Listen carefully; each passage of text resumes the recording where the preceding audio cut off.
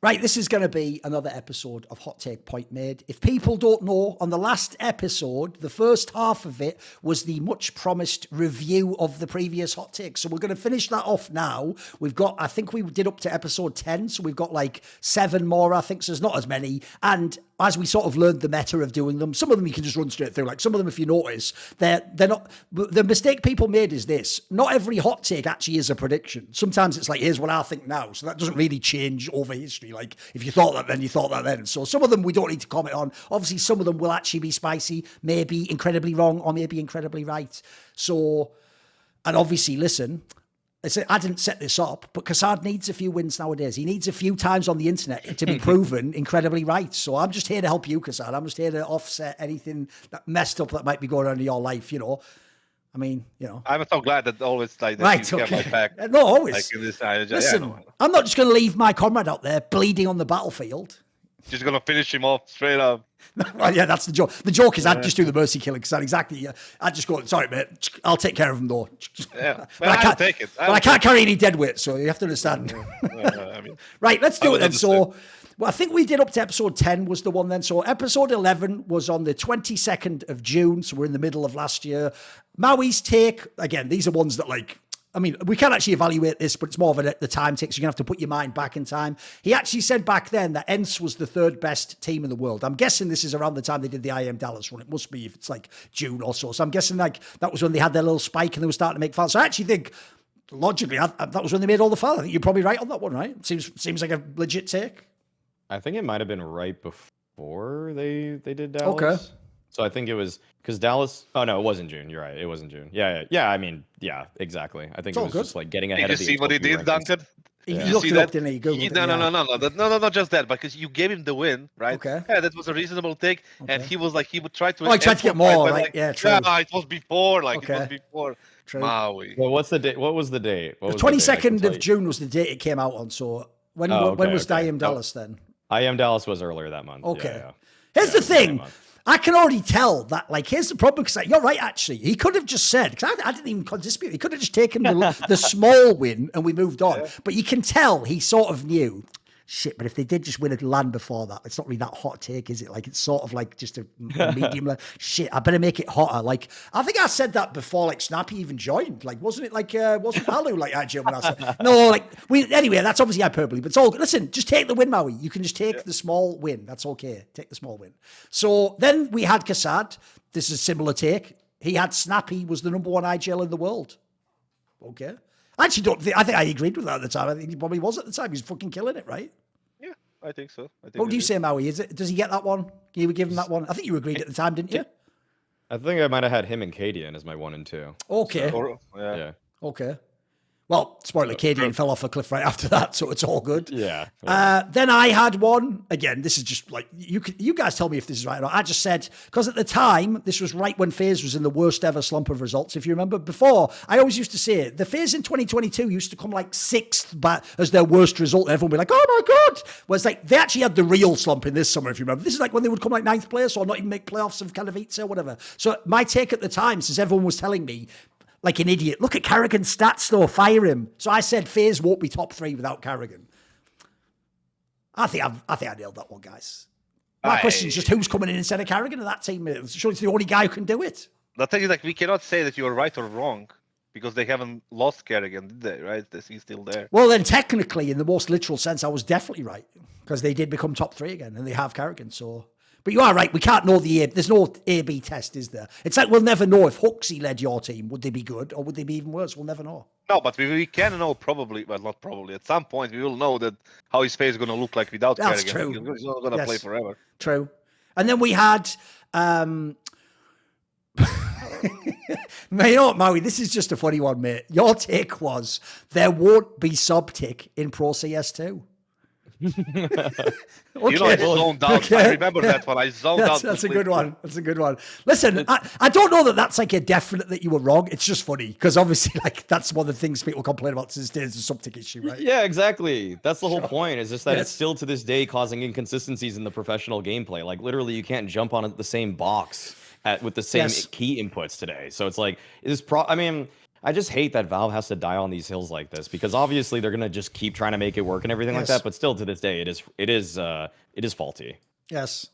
Oh no, that had the vibe for me, by the way. Even when they introduced that, I wasn't like you guys. I didn't get that hyped off it. Like, oh, they fixed it and they just don't need tick. Because the way they were describing that, they were sort of like, it's sort of like what you want, but not what you want, and the same as before, but slightly different. That sounded like that vibe of like the famous thing. If people don't know, the real place that meme in culture comes from of like, we've got X at home, isn't all this modern day stuff that you all know. You all don't know actually the genesis. That's when you were a kid and you would say to your kid, if you were like young Mauisnake, you would go, Mom, I want McDonald's. And then she would go, why would we have McDonald's? We've got burgers at home. And then we all know the burger she cooks you is a fucking abomination compared to the McDonald's one. It's that big fucking home burger with like massive slice of tomato and like the bread's all horrible.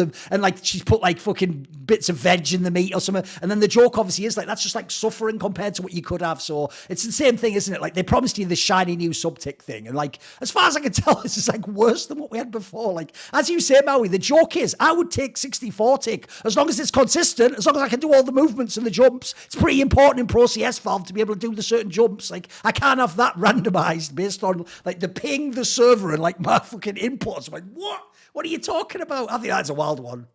So I wish you were right on that tick. Yeah, I wish I were. It's like, I mean, the fact that 64 tick until it feels like it doesn't need to be 64 tick is such a wacky concept. It makes me nervous even when they describe it that way. It's like, it's like you're trying to trick me now. There's something, you're trying to get me to buy some magic beans right now. Sub-tick magic beans, right? Then I had a take. Obviously, again, this is not really one that's debatable. I just put fans are too forgiving to Valve. Tell you what, I think that it takes age pretty well, KASSAD, because in June, everyone's like, no, I love Valve. They're doing all updates. What do you think? They're just going to put the game into beta and not fix everything? What about when CSGO was back? I'll tell you what, you're all hating on Valve now, haven't you? I broke everyone. I know the joke is even Launders broke about a month in. You remember? He went from being like, hey guys, stop criticizing Valve to like, fuck Valve. Look, all my homies hate Valve. Like, what the fuck? Like, I think everyone got radicalized against Valve, didn't they? Even though actually we're probably going too far now, guys. Like they don't really care that much about the esports side. They're doing some stuff. I mean, it's just all of these motherfuckers. If there wasn't Valve, they would be fucking broke anyway. So yes, it's just whatever. I think this one's aged pretty well. KASSAD's take, it's actually an abstract take, not about the game. He just said he thinks teams and tournament organisers need more robust mental health help. Because if you remember, that was when I think it was the person in Valorant had, at the time, people didn't know, but I believe he committed suicide. Obviously, like that's even more relevant now with that Cynic story we talked about a few weeks back. Like, Like, I agree, because I also do agree, KASSAD, on that one, that, like, it's not just, like, teams need it. You also need these people at the event. Like, if you ever see someone, like, like, here's the obvious example I would give in the modern day. The joke is that Headyear girl who was on the ESL Impact should have someone standing by that can come and counsel her and ask, hey, what's going on? Like, you're obviously not just reacting to the games. There's something going on behind the scenes. Like, I think you do need that sort of stuff. In fact, even when you worked events as talent, I've seen people get burned out or have fucking meltdowns. Or, all sorts of shit can happen. The thing is that we are allocating all this money to these different things, right? Like, and we're wasting a lot of money on this God knows what bullshit things that people don't care about, and we can just set aside a little bit of these resources that are going into waste and set aside for something like that's actually important. Because that American kid, that the Cine guy that committed suicide, that obviously there is a lot of mental health issues, and it's a real thing, right? People do get burnt out. Those are kids, they don't know any better, right? And you gave a good example of Hedge, the girl that had a situation in Impact League. So if somebody is there to talk to her, to guide her through this, I mean, if I'm there, if you are there, if Maui is there, like, what can you do to help her? Exactly, You are not an expert. No. You can just sit there and tell her, like, yeah, it's going to be okay. Yes. And listen to what she has to say and just be next to her or be next to anyone who is suffering. But you cannot really offer any kind of constructive advice because you're not an expert for those things. Yes. Like, how the fuck do I know? And like getting some money for fixing those issues would be a tremendous help for the TOs and for the talent and for the players and all these things. But we are just sadly spending money on other stuff, which is kind of shit. I will ask you guys to be the judge of this. The last take of the episode was by me. Look, I always lay my cards on the table. It's not like I hide my biases. The joke is I'm pretty open about them. I said I thought Yakindar as the in-game leader of Team Liquid was a terrible idea. You be the judge of that. What do you think, boys? So obviously panned out pretty damn well for you. That one's listen, I can't lie, that one felt like a slam dunk at the time, but okay. But the joke is that was actually a hot take, because believe it or not, this is just a more abstract point about the game in general. If you're a popular player or a good player, the fans will always give you a chance when you say you're going to be IGL. It's just that I know that 99% of the time it won't work out. That's all. Yeah, that was back in the day when they got Rainmaker and got Patsy Yes. and tried to like make that kind of lineup and completely blew up. I mean, I think I agree with you on that one with Aleksandar being. I think you did, yeah. I think it was just a layup there, right? It's just should be easy to think. Well, here's the joke. I could segue it if you want, because on the next episode, which is a month later in July, KASSAD's opening take, so we're only a month into the Aleksandar era, was Aleksandar made the biggest mistake of his career. Which, by the way, you were also correct about. I think you get full marks for that one. Yeah, yeah. The thing is, like, he did make them. His career was not that. He's not that long. He was in what the whatever the team was, and then VP? he was in VP. Yeah, then he was in VP, right? Yep. And then he got swapped went for the Liquid, and Fleet got in. But the thing is, like, that's his whole career. Now he's in Liquid. They accomplished nothing with all these like partnership spots and money and changes and the whole like structure behind the organization. So yeah, I think that was the worst move of his career. You know, that we know. For his legacy, probably. I'm sure he's getting. I would assume he's getting paid more in Liquid than he was. In Virtus.pro, though. So that's. I mean, depends how you want to take these kind of things, obviously. But I mean, we can see. I mean, there's still more to be said about Liquid. We have yet to really see them play in too many international events. But I mean, the thing is that leaving VP means he, quite frankly, and no, I believe the take was to be IGL though. Okay. Yeah. Oh, okay. If it's about IGL, then obviously that was just a waste of everybody's time. By the way, I'll even say it, if people can't remember that era, that was actually the worst period of Liquid. Like, the joke is, even when everyone said Nitro and Elysia were washed, dude, that team was way better than this Liquid. Like, that one could, like, trip over and make a playoffs of a tournament. Like, the Liquid with Rainmaker one was garbage, I'm sorry. The saddest thing about that one, by the way, for real, I'll always say this is, the person who got the most unfairly wrecked in that was fucking Patsy. Like, they brought him in, and then they were like, but you're not as good as your kid. It's like, is that it? That's the only metric by which I'm gone. Like, I can't be in the top team again. What the fuck? But Duncan, nobody held a gun to his head and told him that he needs to go to Liquid. That's true. Like, he knew that he's gonna be in clash with roles with Aleksandar, right? He knew that coming in. So it's his own fault. I know what you mean, but it depends how young and naive he was, KASSAD. Because I believe if you listen to, I bet Aleksandar and they were like, no, and of course I would be the IGL and you'll have your role. And then the joke there is, it's like, mate, that's like going and like, that's like if fucking Paul McCartney invites you to be in his band and you can be the bass player. It's like, you know, at any point in time, he can turn around and go, I'm Paul McCartney, I think I'll play the bass. Like, it's over for you. I agree with you. He was not, the big mistake he made was even joining that team. Like, that was naive to think that would work out long term. Yeah, I agree. He was a good prospect. I still think now he could be rescued, mate. If the right team picked him up, I bet he could be good again. He seemed like a skilled player to me. The thing is, like, he's in Parivision right now, and that team is like all over the place, I feel. Yep. Every time we scream them, it's like, it feels like, you know, they have the sharpness, but it's just not connected, right? And I don't know about him. I haven't looked at him, but I don't know if he can come back. The CS2 is a little bit different right now. Like, I don't think it's that easy to kind of translate from CSGO to CS2 anymore. And then just almost for comedy, you know, I don't know if you know this, Maui, but in British comedy especially, a really classic element of the comedy is called the callback, where you build up references and you keep referring cyclical to them back in the episode. It makes the joke funnier and funnier as you realise they're tagging on the older. Well, along those lines, if people remember in the first episode, some of the themes of Mauisnake takes, are you ready for what his take in July was? It was, Mezzi is a better in-game leader than Dexter, because as we've established, about half of this show is Maui, the secret agent of Mezzi, attempting to like get him IGL job or not IGL job on another team. What do you think? Look, I can't lie, I agree with you. I think he is a better IGL than Dexter, RIP. But, you know, like, what? Just give us an update. What is the obsession with Mezzi in this era? Why were the takes always centered around him? Because, by the way, it actually looks good now that he's in Vitality. He's won tournaments and stuff. So why were you so obsessed with this player, Maui?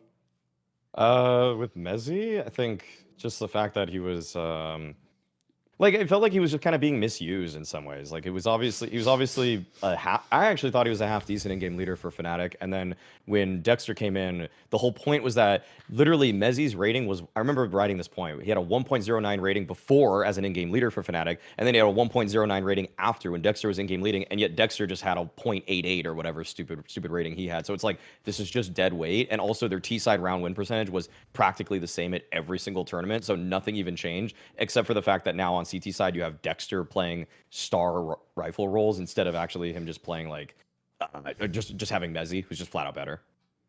Everyone knows I'm a hater of Dexter, so the joke is I would say you're right. I don't have on that one, I know. By the way, I will just say, it's a rare time I'll take a shot at someone from another show that's not HLTV staff. It's actually the other person on HLTV confirmed. I saw Chad did that tweet on Twitter where it's like he was trying to build a team of people from, I think Sweden. I think he was trying to make like a Swedish team. And it was like, these 4 players plus whoever the 5th will be, plus exist. The first thought I had, KASSAD, this is even the banter I would say to Chad, because it would actually expose that he doesn't really keep that energy. What I would say is, and then let's make a lineup of like JKS plus 4 Australians and let's have him go back to Australia, right, Chad? Yeah, you're right. Why would fucking, why would like fucking these Swedish players want to play in, why would like Nork want to be in AWPex at the minute? He should just join a Swedish team and then JKS should go back to Australia. Right? Oh, do you not keep that energy about Australia? Would that be a waste of JKS's career? Well, then why the fuck would Nork and Isaac go back here and play with shitty little Joel? And by the way, you didn't even put a 5th name. Your 5th name is a question mark. So they're supposed to get together with 4 and then go, who's the 5th? Fuck, no one knows. Well, get him in. And then Exist has to also coach this team, by the way, even though Exist can coach, everyone in the world, including a team that can win. So all I'm saying on that one is, Chad, like, that's basically, you want that team to be made. So I'm just saying, keep that energy. Keep that energy when it comes to your boy JKS, Similar thing, you know what? Maybe this is how I can resolve that thing with Yekindar. I'll have no problems with Yekindar if he has to play in a fucking Latvian team. Get him and Brokey, fuck off, plus question mark, plus, I don't know, can fucking Hecker was the coach. That's a pretty good joke, actually. Not bad, yeah. The only other person from Latvia I know is the joke, guys. Like, what can I do on that one? I'm doing a Chad on that one. It's okay. Right, what about this? I can't lie. You might say this one has to take an L, boys, because I did say in the 25th of July that G2 lineup would never win another trophy. And they did win IEM Cologne right afterwards. So, the saddest part is because I said that lineup, if it wasn't for Cologne, now the lineup's changed, I would have been okay, but because they had to win that fucking Cologne. I got hooked, didn't I? We've all been hooksied before, KASSAD. I got hooksied this time. It's all good. It'll happen to Maui one day. You'll see. Yeah. I mean, I'll take the L on that one. I'll take the L. Sometimes you have to take the L.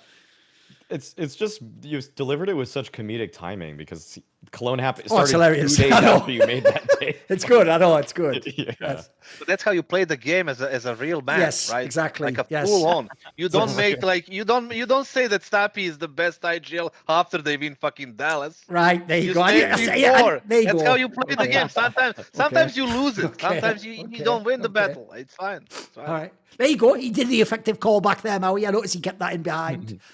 Right. All right. What about this then? Then we had this take. This was a KASSAD take. I tell you what, I will leave it up to the jury. The KASSAD take was Neo will be ineffective at FaZe. The results say otherwise, right? But then again, depends on what you want to lawyer it. But I'm just going to say the results are pretty good. They did win a lot of tournaments. The thing is, like I said that in the beginning was a mistake because he doesn't have an experience, and we saw what happens in the past, right? Okay. I never said he is going to be fully ineffective forever, right? But what did they win after that? They won couple of lands. They won Sydney. They won the Asia Championship thing. They've been a bunch of finals. Yeah. I guess that's kind of 50-50 there. I'm not going to take the L, but I'm not going to take the win there. Right, Mauisnake, they've literally essentially made the final of almost every tournament after that. He's not taking the L. He doesn't accept the L, basically. What do you think? Every grand final of every LAN in CS2 and he hasn't had any effect on the team. Literally, actually, I talked to them. I didn't say he's not going to have any effect. What do you mean? Why are you twisting my words? I said that at the beginning, it might be a mistake before he gets used to his role. Okay. I said also that he's a smart guy. He has a fucking knowledge about the game and everything. But at the beginning of his career as a coach, that would be a mistake. So you know the problem. You got to take. I know. Taking it like a man. Here's the thing, Maui. The problem is, me and you. It's like back in the old days, and people don't know in the really old days of hockey when people had really shit gloves. Supposedly, if you're losing like 5-1 and someone hits an insane slap shot, you just let it go in, Maui. You're like, you know what, fuck it, you win on that one. We're doing that on our takes, and then the joke is he comes along like fucking Martin Brodeur with like the whole net covered with pads. Like, there you go, try and get the goal in. It's like he doesn't take any fucking else. Like, I don't know. It's all good, KASSAD. It's all good, mate. It's all good. I like how people are here stabbing each other in the back. Oh, it's the point of the show. Yeah, of course. That's a feature, not a bug. Yeah, that's a feature, not a bug, mate. Don't worry about that. Then we had this one. So, okay, I can't lie. It's a pretty good one, Maui. You said Cloud9. This is good. You said, I know this. You said Cloud9 will win an S-tier tournament this calendar year. We'll see how that didn't work To out. be fair, that was obviously before Shiro left. To be fair, I will add that Yeah. detail in. Yes, that was before that. But it hasn't looked great, obviously. Sounds like your problem, not ours, right? That is true.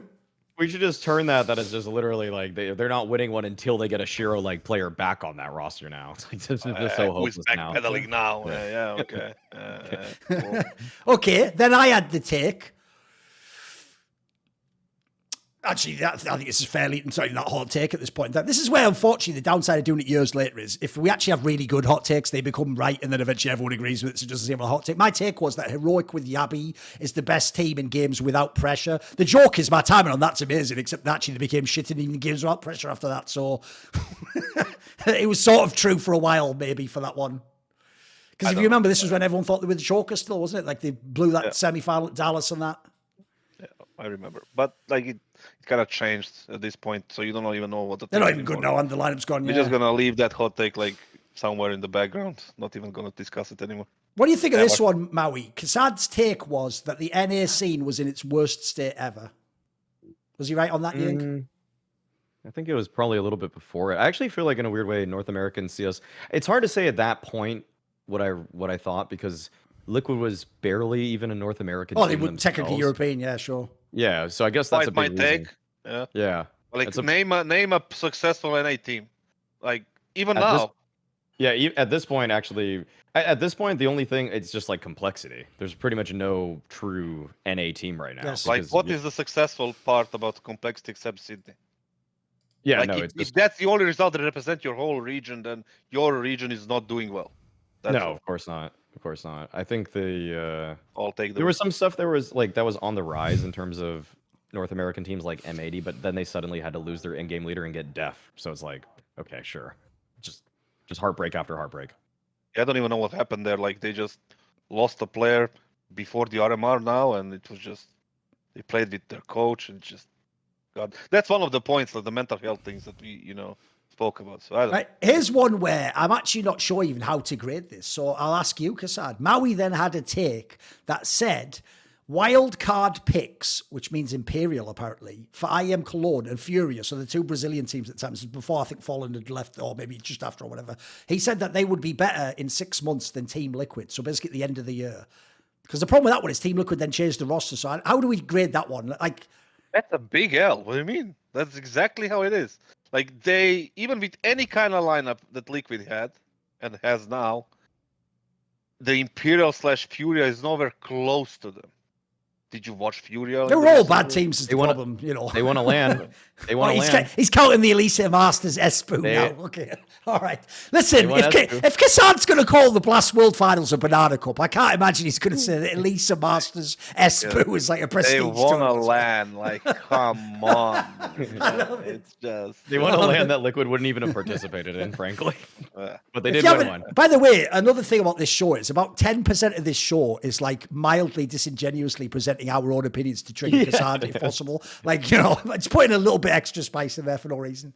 Then the last take, by the way, even though I don't agree with this take, the last take of that episode might be my favorite take of all time on this show, which was KASSAD saying Nico should bench himself.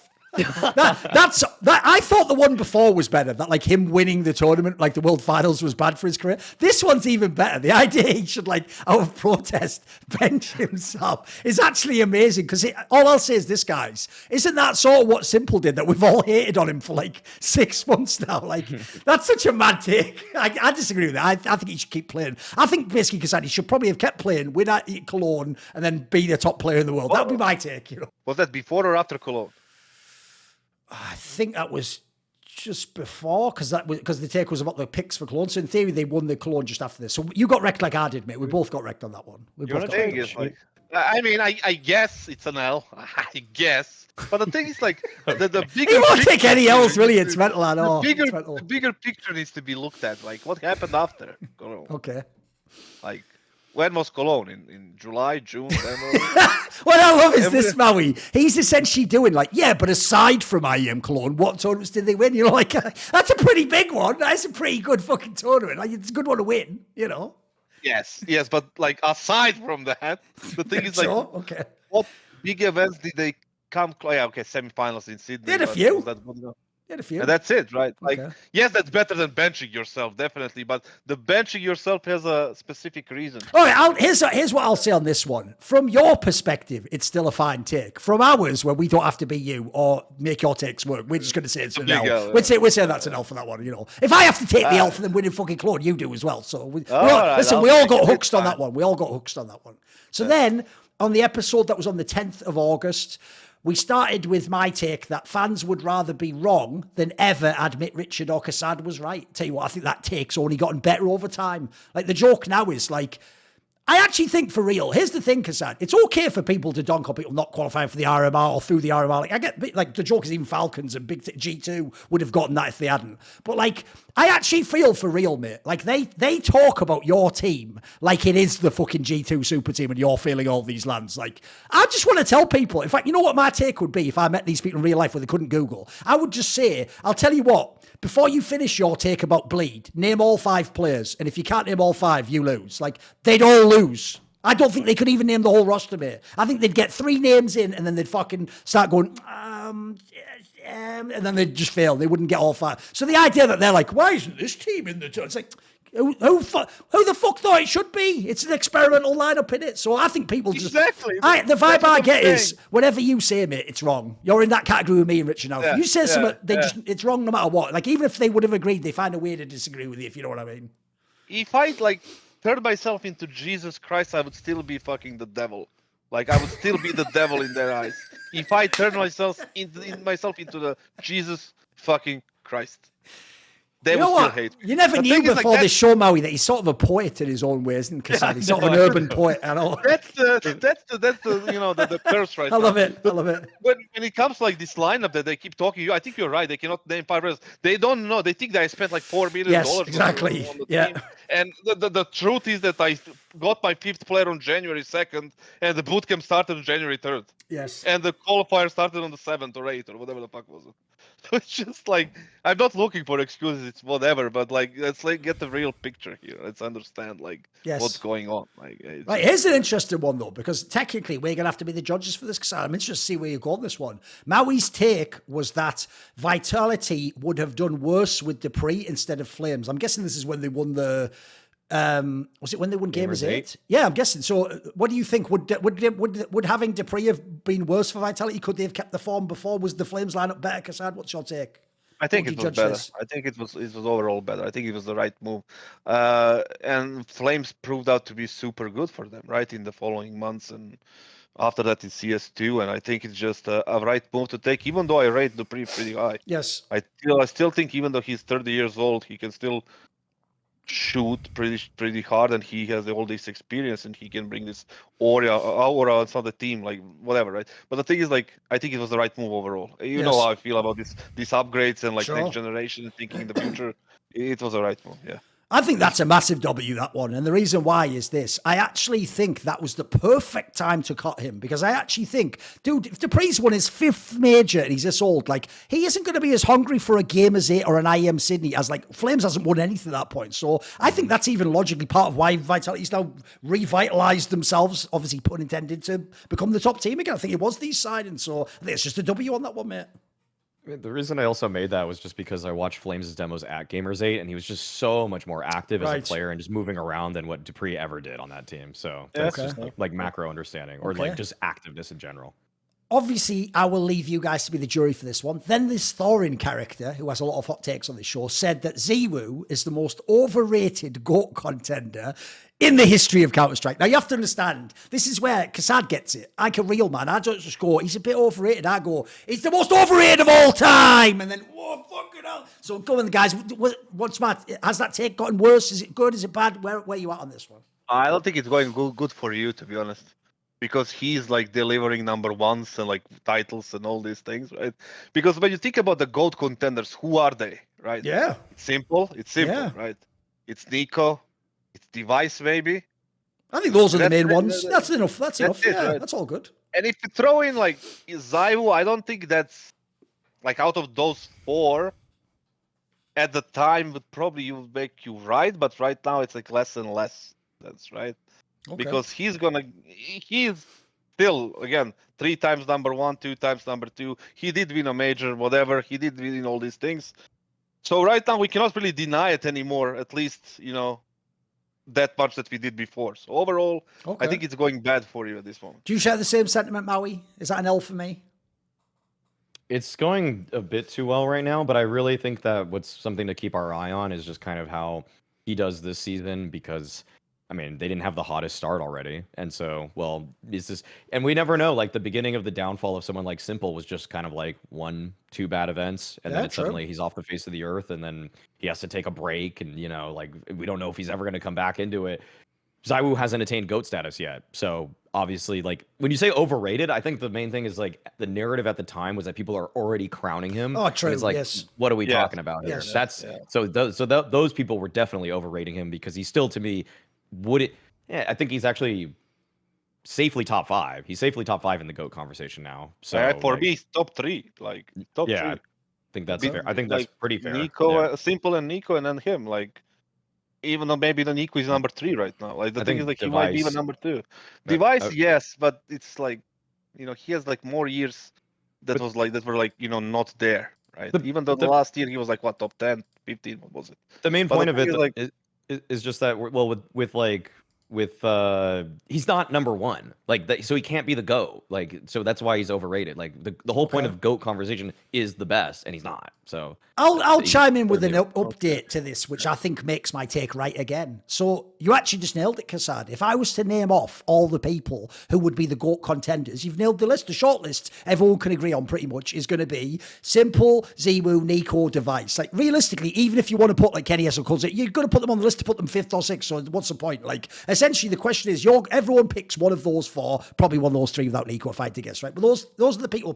All I'll say is this: if you were overrated, I don't personally think like team accomplishments are the biggest deciding factor. I care about how you play and what I see game to game to game in the server. But everyone else in the world uses fucking rings and all that. So I'll just put this out there. ZywOo has only ever won 1 prestige event ever, and it was the major where he played all the bombs in the playoffs. Like every other contender you've got there, even my boys like Kenny S and Cold Zero, they've got prestige events they've won playing the best teams in the world and beating them, mate, and fragging out. ZywOo's never done this. It's actually one of the weirdest things for real about ZywOo's career that I don't understand as a fan, is I spent all these years as the lone person saying s1mple and Nico could be the best when they didn't win the tournaments, and everyone told me, you moron, without rings it means nothing. And then for ZywOo, he didn't even get 1 ring until the end of the game, and they already told me he was the greatest.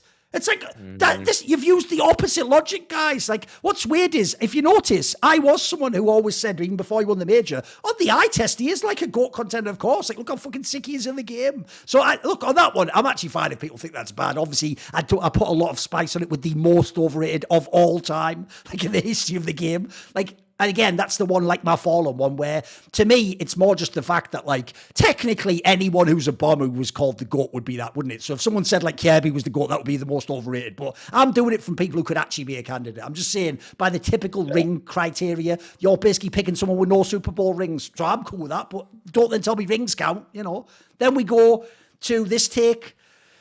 Actually, I think you nailed this one, KASSAD. You just said Heroic are not a top 3 team in 2023. And since that was in August, well, that was basically when they fell off a cliff in the lineup, broke up. You actually, like, you got a bit lucky on that, but yeah, you nailed it, I think. By the end of 2023, they weren't a top 3 team. If you look at what they did over the year, right? They started the year well, but kind of fell off after that. That's, what do you think, Maui? Did you get the W for that? Sorry, could you restate it? Heroic are not a top 3 team in 2023. In 2023. For the whole year. The whole year? I think they were 3rd. Wait, weren't they 3rd? Like Vitality's number 1, okay? Phase, and then G2. G2's in the mix somewhere. Vitality Phase G2 would be probably... Well, I don't know if Phase were really 3rd. Were they? But they won the Grand Slam in that year. What do you mean? Yeah, they won 1 event. They won 1 event. They also won some CS2 stuff at the end, though. This isn't just CS4. $1 million. Yeah, okay. Yeah. True. Because of CS2, yeah. You're right. Yeah. Right. Yeah. Like I say, I think he got a bit lucky, but I'll give him that W, Yeah. Well, it's funny, like, how you don't say, like... I like the way what triggers him is that we gave him it. We gotta think about it a minute, okay? I'm not gonna just hand you an award. When I have to take a trophy without checking my rubric first. I love it. The thing is, like, when I have to take an L, it's just like, yeah, it's not like you were unlucky there, but when I have to take a win, it's like, yeah, you were a bit lucky there. It's just, you can't have it both ways. Just either get the L or the win. This isn't where you come to for love and support, okay? This isn't the mental health support group, okay? Yeah. Like, why is he? You're looking to hire that person. We're not. Why is he like some like fucking high maintenance girlfriend? Like, well, it's just the way you said it, though. You weren't wrong, but the way that you said it was just mean. I know. Like, Yeah, I'm just pointing out that people that you're being jackasses. Like, if you're gonna like give me the loot, the L when I deserve it, just give me the win when I deserve it. Like, without these like back comments, like, yeah, you got lucky or some shit. Like, yeah, it's all good. And then we came to this take, which was Maui's. And this is a pretty spicy take. He said that current Mauisnake was better than prime Kenny S. Do you remember that take? That was a spicy one. That was a spicy one. By the way, though, to be fair, that's like a less sexy take when he goes into it. Like, obviously, he's counting stuff like literally the level of play in the modern day and how people AWP and stuff. Like, he's not really meaning in the purely abstract sense in that one. So I would say that's just like, that's more of an opinion. I don't think you can be right or wrong on that, right? Who could determine that? What would you say, KASSAD? How was that take aged? Was it a good one? I don't know. At the time, it was a garbage one, honestly. But right now, like, okay.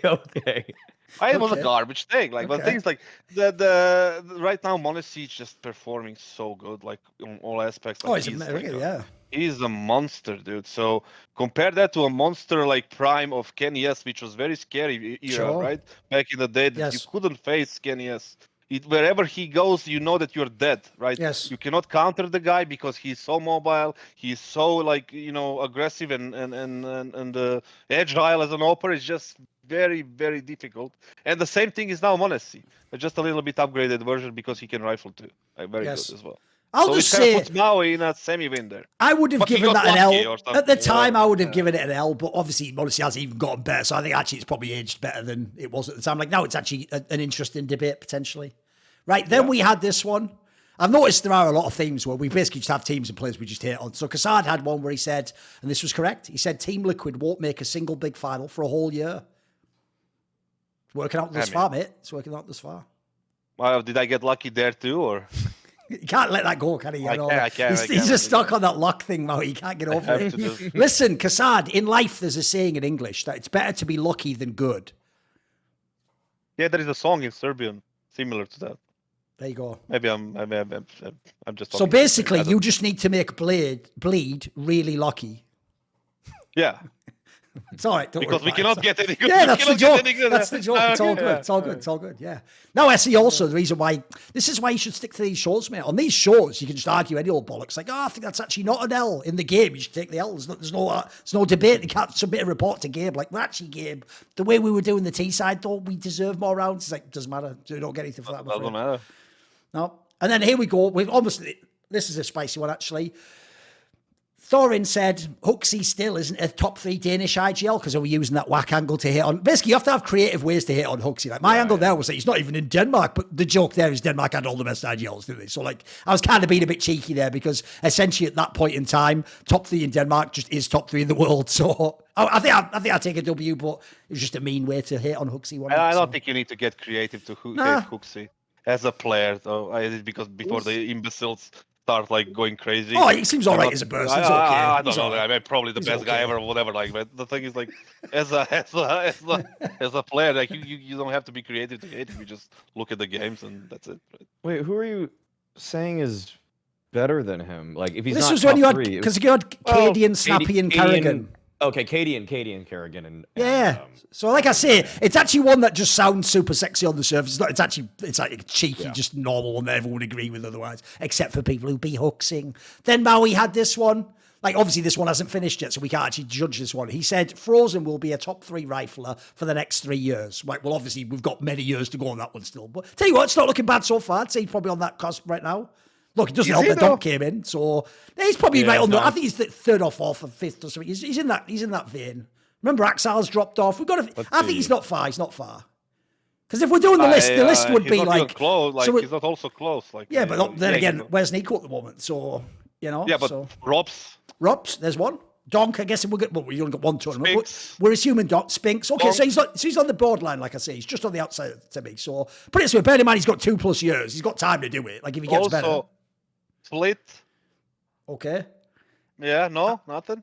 No, Like, because the they're problem is they never go to better tournaments, than do him. they? I agree. I think Flit. he could be better. But I don't think they go to enough I mean, tournaments for that. Flit might be Nerds. in a vacuum. Oh, there is Nerds as well. That's No. not bad. Nerds. Nerds? Like, We're better. yeah. No, he hasn't Yes. been playing well for Heroic. I don't know, He has that's not a been tough playing one. well. He's That's a been- tough Come one. on, He's been- Maui. Like, he's been looking you're worse just for talking Heroic out of this your year. ass right now. Okay, Like, I will guarantee you, KASSAD, I will bet you $100 right now that Frozen finishes higher than Nerds in the rankings in HLTV for this year. $100. That's just a trap, isn't it? One plays for FaZe, the other one plays for Heroic. Though, like, Well, You- then don't take Nerds. Then don't invoke Nerds' name. you cannot Okay. give me the even odds there. That if I give you $100, then you Yeah, can exactly. give me 500. Like if I win, like that's just the way it is. gotta give him some odds. 50 to 100. I'll give you 100. You give me 50. right, okay, 2-1. Yeah, I'll give you 2 to 1. Again, bullshit. Like they're playing with Nico does. Okay, I'll give you 100. You give me $30. Done. Okay. All right, Okay. done. All Frozen right. will finish higher in the rankings than Nerds this year. We've only got a few to go now. So then we go to the last take of that episode, which, believe it or not, this is how you actually know KASSAD isn't just a Nico stan. He actually disagreed with me. I said that Nico was the second best CSGO player of all time. That was my hot take. The second best? Yeah. I said he was, because my point was if you take everything off and you just look at the eye test, I think Nico's eye test is unbelievable, mate. It's like 8 years of just being a fucking stud. He was amazing. Yeah, that's why he's number That's one. a hot take. It's a hot take, obviously. So, it's all good. Yeah, I mean, it's all right. Yeah, it's just an an opinion. more. It's just so, an but opinion. Yeah, it's all good. Right, then we go to episode 14, which was the same month, but at the end of August. Thorin had the take, fans go overboard with stats worship. More of an opinion again. Yeah, that's You- just But I Which do is- agree. I do agree with that one. It's garbage. Yeah. Like now that I'm back in the game a little bit, well, Yeah. a lot. The thing is, like, it is like it's crazy. Like how Oh, it's true wild, that isn't it? is. Yes. Like they don't see past numbers. Like they don't see past fucking stats. They don't see shit in the game that other people do that like makes those numbers like happen. Oh, mate, That's the just two like- players for me, for real, that show that stats is just worshipped as like an absolute, like if the number's high, you must be good. It's like on the low end, it's like players like Inters, where the fans like, they see his numbers and they think like, he's like Hooksy, he can't frag. It's like, it's not even playing vaguely the same way, you idiot. Like that number isn't equivalent. And then on the higher end, I mean, everyone agrees now because he won the major, but I always thought everyone underrated Magisk. Because what you all did is go to HLTV when he was in Vitality and you saw he had like, what the hell, he only has like a 1.08 rating. It's like, bro, he probably got like every fucking entry and won every clutch in the game. Like, what are you talking about? Like, that 1.08 isn't a 1.08 from fucking Rops having a bad series, you know what I mean? Like, that's a fucking banger 1.08. So, to me, I think that's just a classic one that'll always be an evergreen take on that. I was more going against fans on that one, obviously, because I think it does matter. Right, KASSAD then had a take. This is an interesting one. Let's see what you think of this, Maui. KASSAD's take was that the tier 2 and tier 3 players wouldn't be better in CS2. I think the context was in the idea that people think, oh, it's a new game, so maybe people will just be like twice as good. And then, you know, essentially there was all those people who said they were going to come back to the game or whatever. I think his take was that it'd be a similar enough game. It wouldn't like boost you that much. What do you think? Would you agree with him or disagree? I think that was an L. You think they were better? The tier 2 I and think 3 I was players. wrong. Yeah, I think I was wrong. Okay, fair enough. Yeah, tier 2 and 3 has just the floor has risen a lot. for Yeah, them. it did. Like Yeah. it's different. It's a lot different right now. Okay. Tier 2 Yeah. players are sharp as fuck right now. Yeah, Even yeah. like bunch of They play tier really 3 good. players.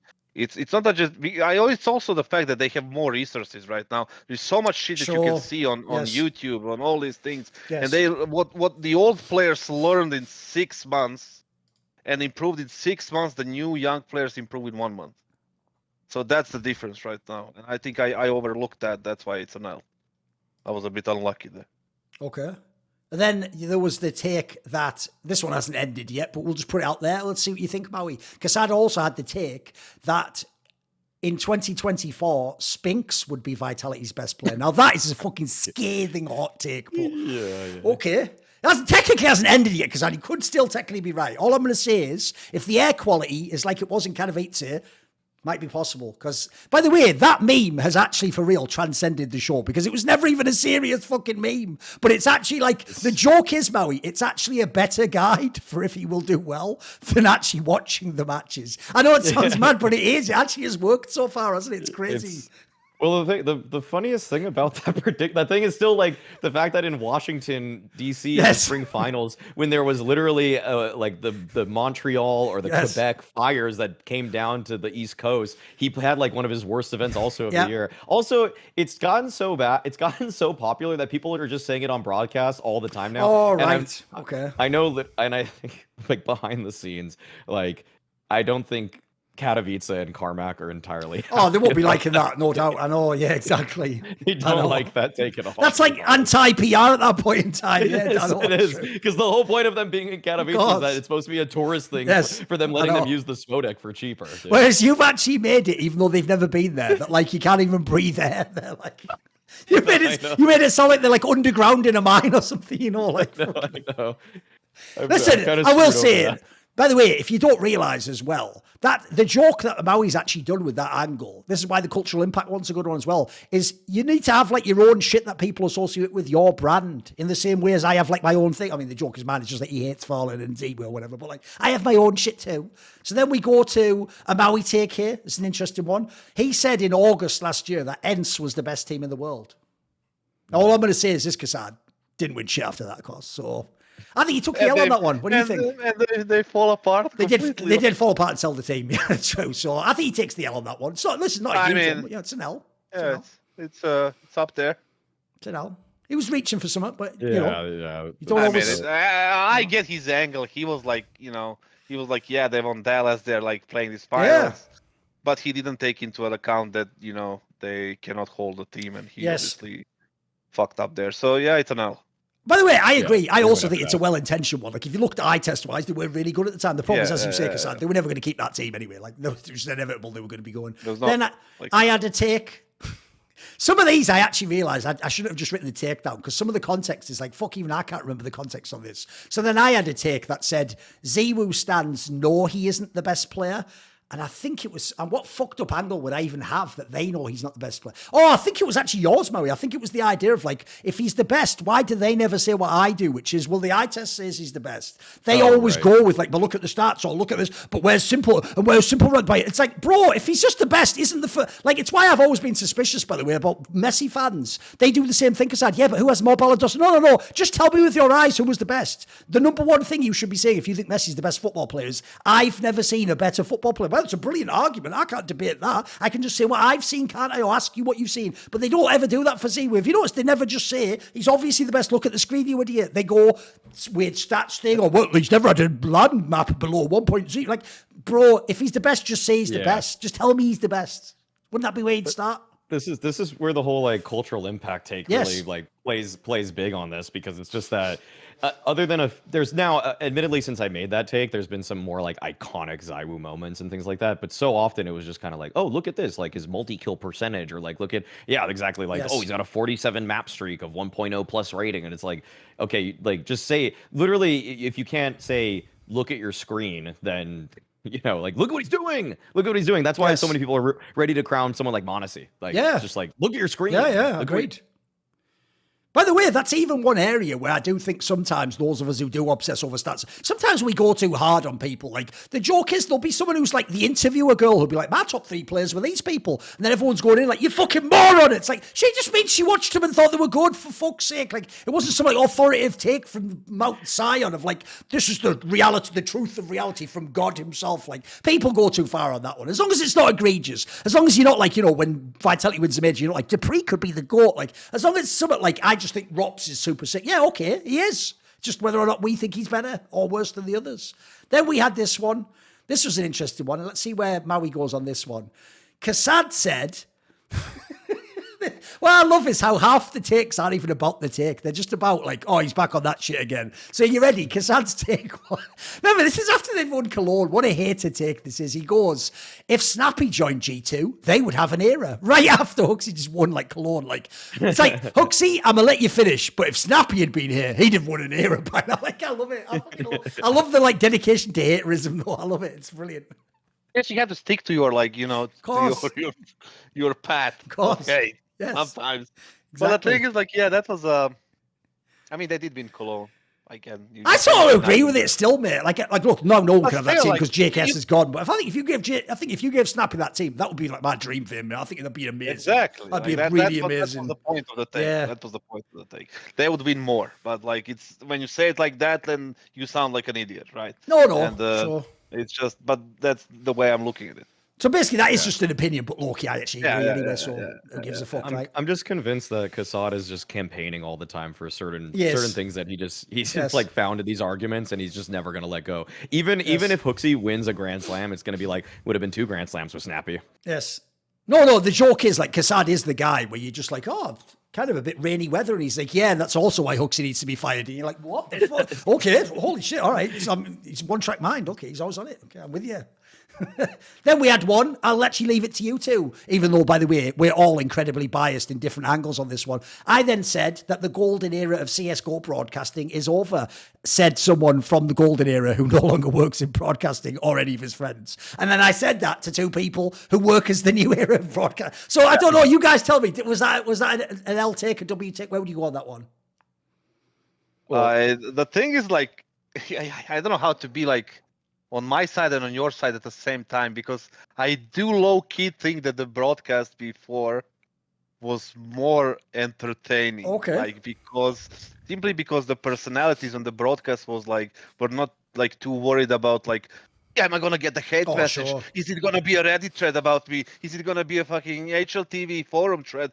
People didn't care back then. Like, some of the OG people today in the broadcast, they still don't care, and those are the most entertaining people. For sure, in the yes. thing, right? And that's why I always like try to be myself, whatever. Like, I don't care what people say, and they make the threats or not. I just say what I think because that's what they're paying me to do that, Sure. right? And I have some of my things that go overboard, but overall I do say what I think, and I think that was the golden era of broadcast back then, because when you were there, Richard and a bunch of other people as well, right? People were just like making shows are entertaining. Like, the content, the product they were producing was so much more fluid and more like, back and forth and funny. And then now everybody's like scared to say what they think. Not everyone, but a bunch of people are scared to say what they think, so they don't get into any conflict, so they don't end up on Reddit, so they don't end up not getting hired because people hate them, right? Like, but they don't understand everything like that. It's good television, right? It's good product, and the TOs, they fucking love it. Most of them. Sure, yes. Like, when your clip gets on top of Reddit, when you like, you do that shit, like, and they love it, right? But there's a bunch of people who are afraid to say that. Obviously, you don't need to be a jackass. You don't need to be a, whatever. No, I just throw that in for can- free. That's just a service I had Yeah. additionally on top. It's just, the thing is like, I don't have to do it. It's not required, believe it or not, guys, but just do it bonus anyway. thing, yeah. Yeah. Also, So I'll the just thing is, say, like- the reason why I think I automatically have to take the W there is the aforementioned headier thing. In the modern day, you just go, this team that's the favourite who got wrecked didn't turn up, and they go, leave the studio. It's like, that's not really the world I was from, guys. I think my world's a bit raw. I was like smashing baguettes and stuff, wasn't I? Yeah, one thing I would bring up, I might have brought this up on that episode, I remember, but it's just that now, unfortunately, as before it was a lot more personality and conversation driven, and it was almost like a lot of the desk segments were like a mini podcast right there. Stuff today is a lot more asset driven. Like, they basically want to have like almost like a PowerPoint slideshow of like, hey, we made all these graphics and assets. And to the credit of the TOs right now, they've put together teams that can actually that are worthwhile to use them. Like, if we request a graphic the night before or like a really good package, they actually usually come up with the goods on that stuff. So it's nice the to thing use is, like, it's also the thing with like people on the talent like list, right? They have the freedom, at least we did in ESL, to just do whatever we want, kind of bring up ideas. Yes. Like, they gave us the options to give ideas. Bunch of people that are not giving ideas. They just let the producers do the stuff, and the producers are doing their stupid thing where they like have 50 different like graphics and 18 different interviews, which ends up being like ass, right? Instead of like contributing themselves and saying, listen, I'm gonna say this and this and this, and you make me this graphic while I'm communicating about this player and saying exactly this. You're gonna play it. You're gonna post it. Like, and producers will be fine, right?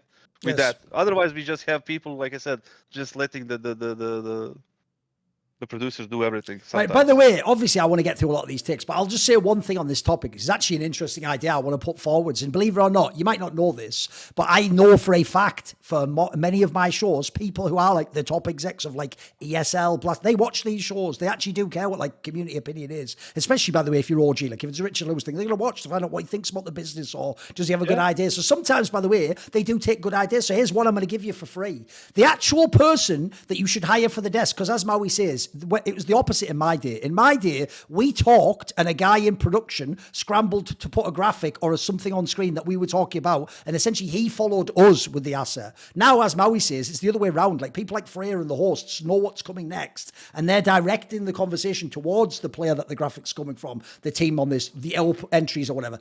There's what you need.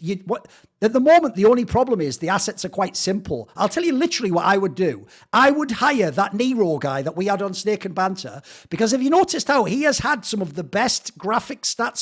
He had two that were brilliant. One was the one that was about how much are people lurkers or aggressive, that one he made into islands, which was just a graph. And the other one I thought was mega. These are both things that would be mega for use on broadcast. Was you remember the one he did last year that was like who has like a step up in the arena games versus the group? Those are mega graphics, by the way. That's the sort of shit. If you put that on screen, someone like Mauisnake, they could just go for like 10 minutes on that if you need to. Like there's so many cool, like it was also noticed with he did a very interesting visual way to show it. It wasn't just a graphic with data. I would love that shit on broadcast. That would be brilliant to talk about. Exactly. Like I also like people who will oppose me at the desk, right? Like if you disagree with me on the opinion on something that I said, just bring it up. Let's debate it. Like it doesn't have to be for 10 minutes. It can be 60 seconds, right? Where we go back and forth. No, this is because of that. No, you are wrong. That's why I like being on the desk with Yanko and Maniac sometimes, because he opposes me, but he does not that sharp. Yanko is a bit different, but I like debating them, right? On the desk. So that's what makes it interesting, right? And then I would rather do that than follow up the graphics and talk about the boring stuff when like FaZe is playing against Roaster or something, right? It's just what you talk about that. I mean, with the stuff that Nero does, and it's still with full credit to him, obviously, but it's just the way that if you're on the inside of HLTV, you have all the demos parsed and you have all the data at your fingertips in spreadsheets that are more you can manipulate that data a lot better than if what we're doing, because a lot of the graphics that like all TOs have to work with, and even us as talent, is just like we're just kind of sifting through HLTV using the limited parameters that they allow us to use, and so like it's a lot easier for them to like highlight certain elements and then say this is playoff data, this is not data. Like we would have to like the manual, the amount of like just like data mining we would have to go through and scraping is so much harder than just like, and that sounds like kind of like a lazy thing, like just do the work. It's like, no, they literally have a spreadsheet that is like easy to manipulate. Absolutely. Like if you've worked as like, I studied stats, like getting an XLS spreadsheet and just getting to use that versus having to literally manually input things from HLTV is just night and day different. Like it's not the same. Yes. Right, okay. Then we had the last take on that episode. You're obviously right on this one. This is how quickly the Cloud9 hype died. Remember, it was only like 2 episodes earlier that we were like, Cloud9, KASSAD's take was Cloud9 won't win any more events in the next 6 to 8 months. I think you nailed that one. They did indeed not win anything. So there you go. I mean, W for that one. Even if that hasn't finished, it will finish with him being Yeah, they're definitely going to do it. I know, exactly. They're not winning anything. No. Right, then we had on 6th of September, episode 15, so we only got 3 to go here. Maui said, this is just an opinion, introducing skins into CSGO was the worst thing Valve ever did to the esport. I don't think that's changed. If you agreed, then you agree. Then if you didn't, you don't. So, what do you think about the stickers now? What do you think about the sticker manipulation now? By the way, I will say that one part does blow my mind. You know, when people first saw that some of those stickers don't even look right, I was like, guys, you had one job for real. Even the game stuff, fans might think the game has to be like CSGO. No. The only thing you had to nail was make the stickers work, because that was the thing with the gun skins that were transferred over. The idea you fucked that up, it actually does amaze me that they blew that, because that's the cash cow to me, you know. I think that's wild, yeah.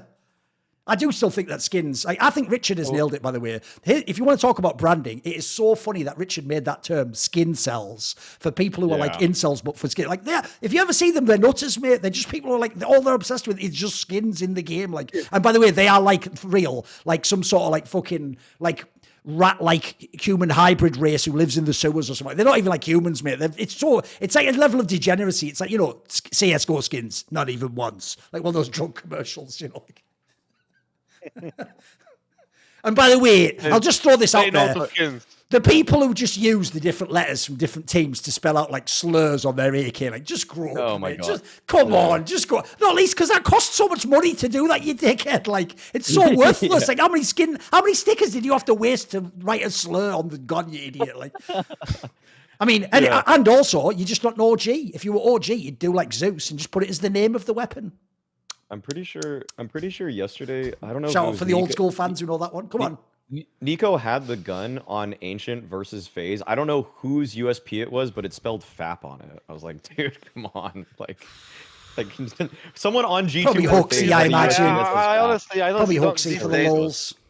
These days, I don't even know which words are like, acceptable. This is a great take already. I love it. Already. Like, I It's don't like some- even know. It's like some sort of Archie like, Bunker-esque character in Indiana. Like, it's like obviously there are some obvious words, right? Like Yeah, you can of course. use, but like at this point, like whatever you say is wrong. it's true. Like what It's the true. fuck? It's true. Like, It's what just such a great take from someone who looks like you, KASSAD, or me. That's all. An old boomer just going, you can't even bloody say anything. You're just wrong all the time. I love it. Yeah, I love the whatever vibe you say is even. wrong. Perfect. This I man know. yelling at clouds. It's great. I love it. It's brilliant. But I also do agree with the serious point. You've got a point there. Right, moving on. This is one, again, this is just an opinion. I just said that I thought the Intel Grand Slam should include non-ESL events. That's obviously a hot take in the sense that, like, well, they don't include events they don't sponsor. I just meant because if it could include the whole circuit, it would be the dopest accomplishment you could ever have. Imagine if it really was just you win 4 big tournaments and you get, like, a ring or something. That would be kind of cool, right? Just an What do you opinion. consider big tournaments like Blast Finals? Is that a big tournament? Well, that's obviously the problem, The isn't major. it? Yeah. It's including the majors. Yeah, Just the majors, PGL that's major it, won't right? Yeah, it's more the major. Like if you have a PGL major, I'd want it included, It's more that, yeah. It's just it doesn't make like business. No, it wise, doesn't at all. make sense. I'm with you on that one. Then here's one. I tell you what, this is actually a banger because obviously you turned out to be right. KASSAD said if Serato doesn't leave Furia for Team Liquid, he is going to ruin his career forever. Now, obviously, we haven't had forever yet, but I think so far it's pretty good in it. Sort of nailed that. Even though, as Maui pointed out, he has won a LAN. He won Elisa Masters, whatever Masters tournament is. Like I don't care. Like just come on, grow up. I love it. Like then we had this take from Maui, which I'll let you be the judge of this one, KASSAD. He said Brolan needs to go back to a Swedish roster. So very much a sort of Chad-esque take nowadays. So what do you think? Did Brolan indeed need to go back to a Swedish roster? Is that surely that's like a small L, isn't it? Because he has sort of been good on Mouse, hasn't he? What do you say? Yeah, I don't think it's a big one, like, though. Like I got like the sentiment. Age-wise, he fits into that lineup because they're all young and he's like a 22, 23. I think he's a little bit introvert. He's like super quiet and stuff. So I don't know how that fits into his into these personalities that Mouse has with all this. For example, Torzi, he's Hungarian. That the Balkan region, it's like they're loud, they're this, and obviously the Shui is like Polish, and it's like it's not the same, right? When Nordic people that are just like zombies pretty much sometimes, right? It's just I don't know if that's a good move for him. So far, it's not. It's out to be judged. But the thing is, like, was it better for him if he had a Swedish lineup 100%? Like, I think he would perform better. I think that's one where I don't even think. I don't think that's an L or a W. I think it's just in the middle. Like, it's not a bad take. I think if people want to go back to that, If people want to go back to that episode, I pulled up all the stats for when Brolan was on Swedish rosters versus when he was on English-speaking rosters, and how it wasn't even like Krieg nerf, which a lot of people cited as like Brolan's fall off. It was literally when he switched to an English team. Right, okay. That's when his performance is. Yeah, that's when let's disregard the imbalanced Creed completely. Like, surely it has at least 30% of your take is connected to Krieg. Well, no. I mean, it was just disproving a little bit that it's a community narrative. He means, yeah, he means fans think it's just the Krieg nerf. That's like saying Breeze would be the same player as when the Krieg was on. Like makes them. Like, Brolan literally had better stats once the Krieg was nerfed. He literally, as soon as the Krieg was nerfed in the next 3-6 months, he just had better stats. I'll tell you what, I think this next take has aged fabulously well. I mean, obviously, I didn't know I'd be recording this episode now. My take was the current NIP lineup is a complete waste of everyone involved's time.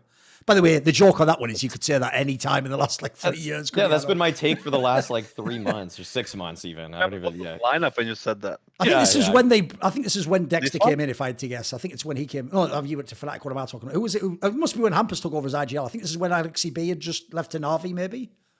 And then Hampus came Yeah, back, and then but he stayed a little bit just. Yeah, but it's because and they had that roster that was like Brawlan, Rez, Config. It's like that lineup never worked, did it ever? Like that's why I said it was. That's why if you remember, the reason I said it was a waste of everyone's time is I actually think all the players could be better in other teams. Like I don't think any of those players are bad. I mean, look, S1 wasn't great, but even he could be on an all right team and be okay. He could be on some shitter team, obviously. The thing is like, well, I don't know. We're not going to talk about S1, but the thing is like when it comes to NAP, I do think.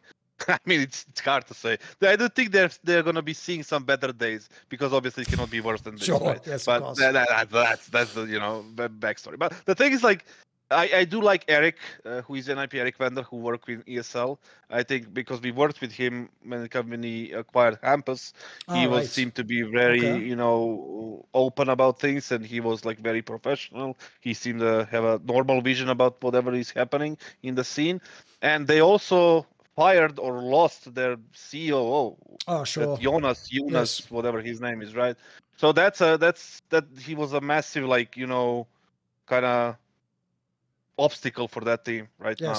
And I think removing him or him leaving is going to help that organization. Right now they're on a rock bottom. That's fine, but they still have time to repair. I think those two, the Eric there and Threat being there is also not the worst thing. I think they can direct them a little bit better than they are right now. But a lot of changes need to be there. It still blows my mind that the player like that kid Maxter, who is in their academy team, isn't playing instead of S1. No, it's mad, isn't it? Yeah. It's just crazy to me because this is the player they needed.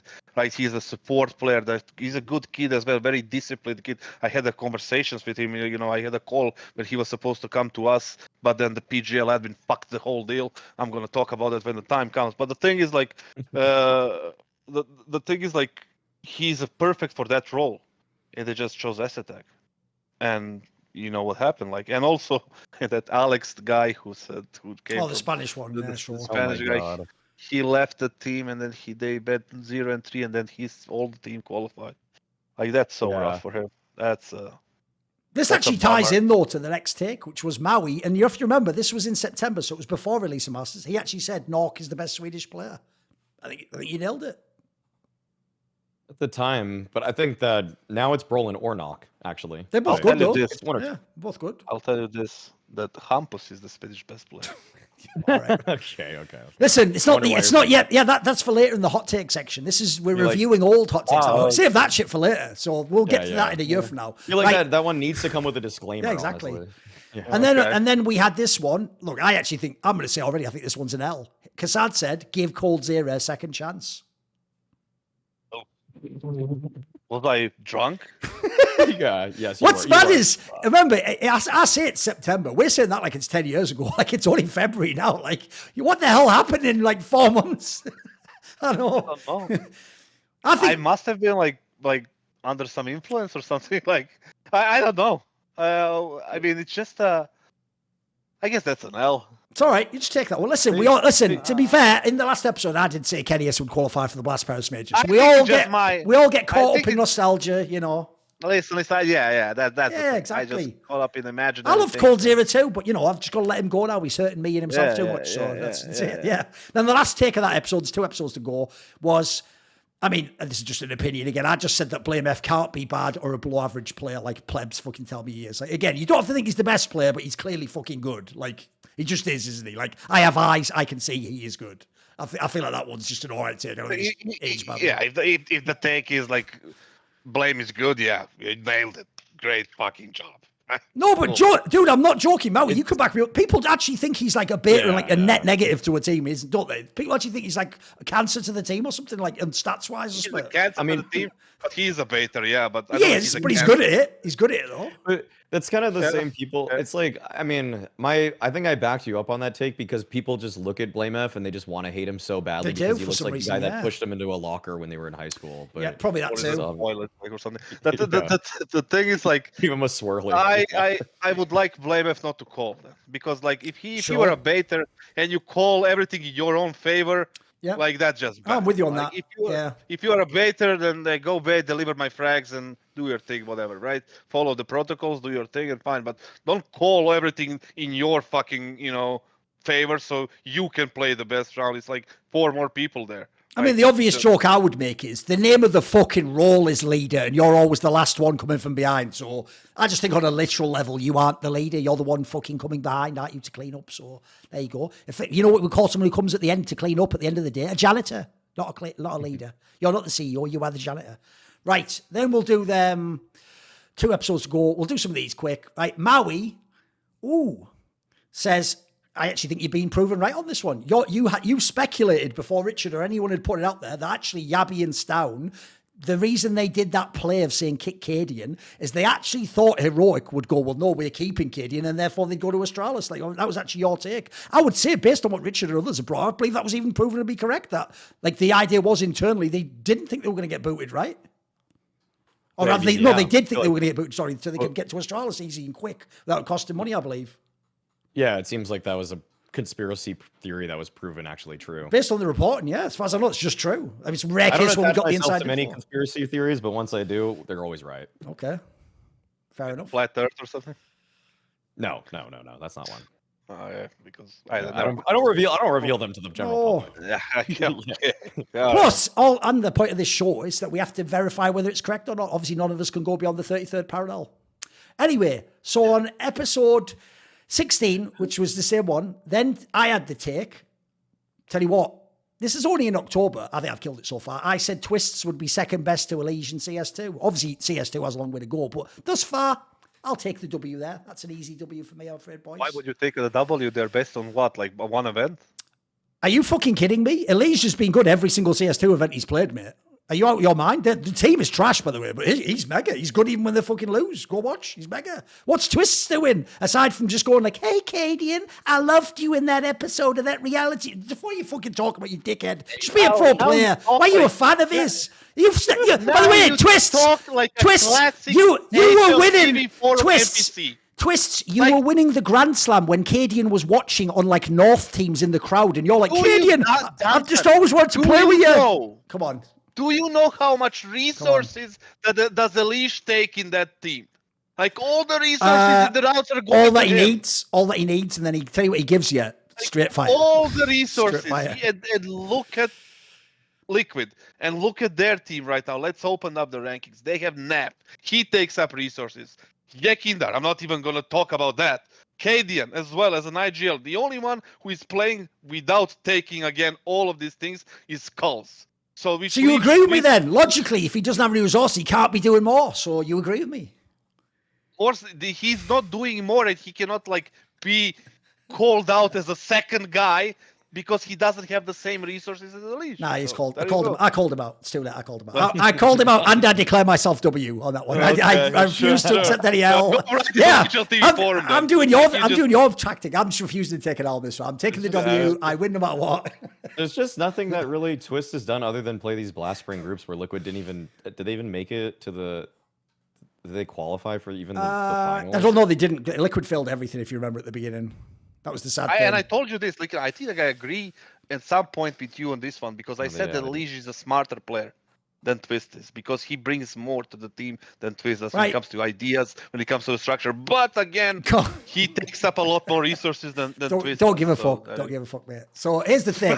The next take is a KASSAD one, and I want to see what Maui thinks. This take, 28th of October, 2023, Fallen is still the best Brazilian AWPer. Oh my god! By the way, I don't know what KASSAD was doing this month between September and October. He's just he's like the Last Dance biggest fan ever. I know, like I literally feel like bring Cold Zero back, Fallen some shit. Like, what are these takes? Holy fuck! Yeah, I feel like KASSAD just started like he just rewatched Columbus over and over again, and just like forgot that was in the past or something. How are you making these takes? Because there is so many good AWPers in Brazil right now. Name them, you fucker. Name them. Safe and Zeri! What? I would rather drink my own piss right now. Here, look at it. That's not really his own piss, guys, obviously. Yeah, that's a bit far. Listen, we're not on Twitch, but that's not his own piss, I promise you. Please don't demonetize the video. So, right, anyway, look, that, by the way, that was not even really false. It's just a funny take, innit? Here's a good one, though. Mauisnake said CS2 doesn't require high-level in-game leading. What do you think, KASSAD? What do you think? Chopper just won an event. Is that an L? That's an L. I think I might have agreed with him back then. But the thing is, like, I was in that Twilight era, so it doesn't count. But I do think the IGLs are doing a lot of things right now because I'm watching a lot of games every day, and I see some of these things like Chopper, for example. He's one of the. I was going to use this as a hot take, but I'm going to skip it and say it like here. I think he's one of the most underrated in-game leaders right now, because if you look at his game right now and the things how he deals with certain problems in the meta and how he deals with the meta itself and how he leads the team, it's quite unbelievable. And individually how he plays his spots is just something on the next level that I haven't seen in this Eastern European IGLs. See what I did there? So I remember the take is just more like, it's actually not even as much about CS2, it's more about MR12, because you can have a good two-side half by winning pistol round, getting 3 rounds off of that, and then winning 1 gun round and resetting them because the economy is so bad for CTs. That's kind of like because it's so easy to win the T-pistol, yeah. Well, obviously, it's that's like saying, like, yeah, the only thing that I need to do to get like $1 million. Here we go. Hit me with it. Hit me with it. Come on. Let him cook. Let him cook. Like red 4 times in a row with the starting money with what is like 125. Yeah. Okay. If I hit 4 times in a row, that's already $1 million that I can buy whatever I want. Like pistols are a gamble. There's nothing to do with skill or tactics or structure there. You stack aside. If they come to you, you win. If they don't come to you, you lose. And if you go default, that's still 50-50. This is arguing in favor of my point. This is literally arguing in favor of my point, because I'm saying that absolutely isn't. Yes, because you don't need a great. If you don't need a good in-game leader and it's a random pistol round, then you're just going to get 3 rounds based off of a random event. So IGLing is literally less important. You're your team to win randomly a pistol, so you can maybe get a decent, rather than having an IGL that can call 3 full gun rounds and win you the round. I see what he means. Right, he means that, like, aside from the pistol, you're going to need the IGL to win all the other rounds. He means. Imagine if you have a good IGL, you win the pistol and have a good IGL that can deliver after pistol. You get 6-7 rounds. Okay. See what I'm saying here? Yeah, Are you picking up what they're putting down here?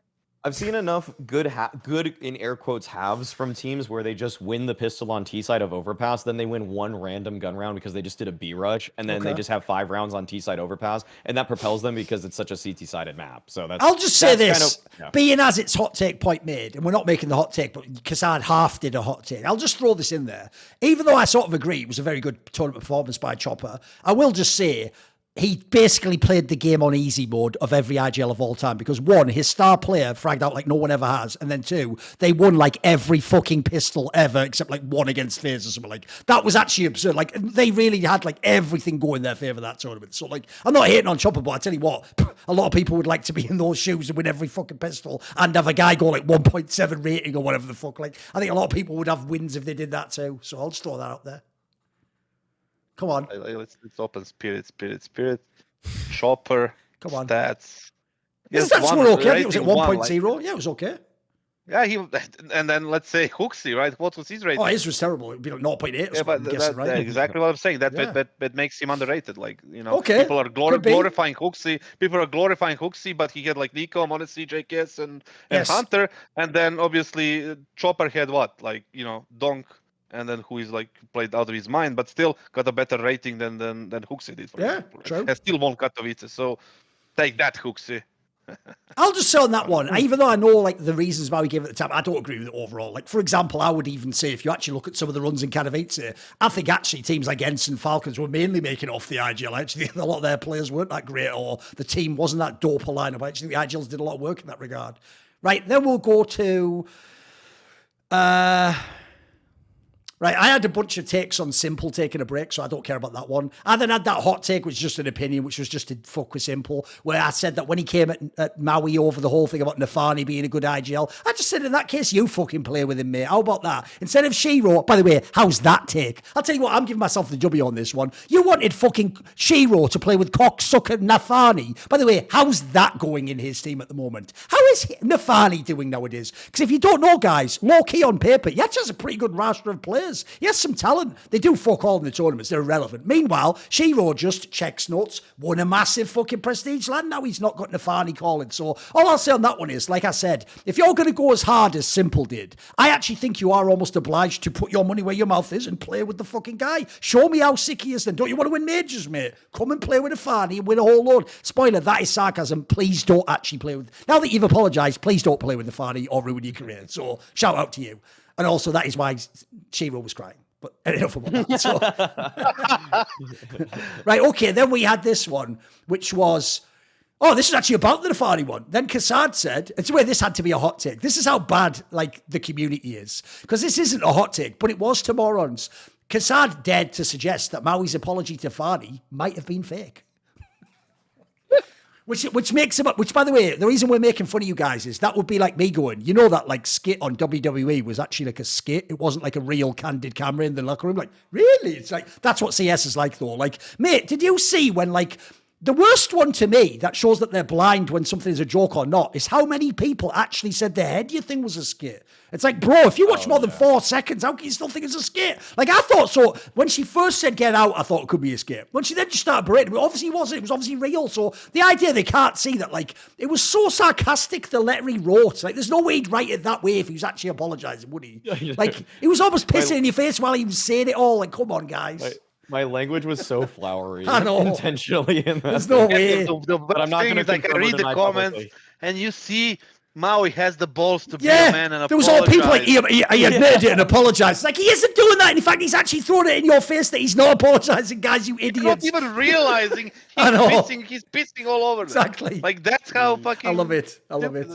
I love it. And it was all just because they beat Vitality in a BO1 and Gamer Legion in a BO3. That was it. That's why I made it. Was just like it was like the beginning of the tournament, exactly. And by the way, also the very beginning of CS2. By the way, right? This then ties into a banger take for now, because again, you'll just see how obsessed Maui is with this one set of moves. Maui's take was that Fnatic need to kick Dexter. And are you ready, KASSAD? Can you finish the take? If they were to kick Dexter, what do you think they would do in the rest of the team? See if you can guess. What would the rest of the take be from Maui? Something with Messi. It was to make Messi IGL again. That's like literally. That one move of who is the IGL Fnatic has just been living rent free in Maui's head. Like every month he's like, what's my new take on fuck the IGL currently? Brilliant. I love that one. And then I had the last take of that episode. We've got one to go, then we'll get in the hot takes. It was actually the one that obviously hasn't finished yet because it's for the end of 2024. It was my Saudi prediction, if you remember, where I said 3 of the top 5 orgs at the end of 2024 will be Saudi owned. Well, here's the thing. Falcons haven't quite done it yet, so I guess I haven't got one yet. But I'd still, look, there's still a lot of time on that one. We'll see on that one. Because if people don't know, the problem with that move is, especially if you know how the sports things work, they've got so much money, it's more like it's on the Saudis. If they choose to move now, they could buy all the teams in a month from now. If they choose to go really slowly, they won't have any extra teams. So actually, that one's still up in the air. We'll see on that one. It's not looking great for me now, but hey, we'll see. We'll see where it all goes. I don't think you're going to be far off. And by the way, to be fair, at the time that I said that take, I believe that was when we still thought Nico was going to Falcons, to be fair. So I also thought like that's immediately going to become a bagger team, you know. Right, the last episode was 17. It was on November of 2023. Because obviously I'll save all the ones from this year and the last episode for the future episode. This one started with KASSAD's take. Are you ready? KASSAD said that Falcons wouldn't make the first CS2 major. Do you know what, KASSAD? Whether luck was involved or not, that is a 100% W. That is a factual W. And thank you. That's the ultimate glow. I appreciate, like, you know, pretty good. Acknowledging my greatness there. But the thing is, like, with Falcons, you do kind of feel... I don't know if you feel bad or not, right?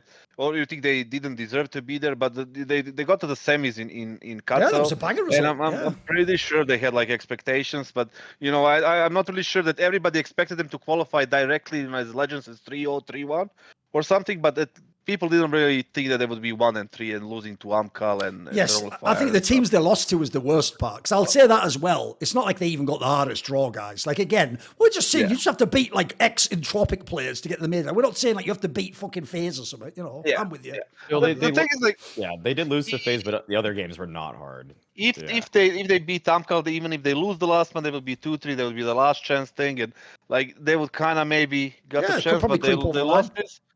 And also there is a map choice that I really didn't, agree with coming like first 3 games, there were 3 nukes.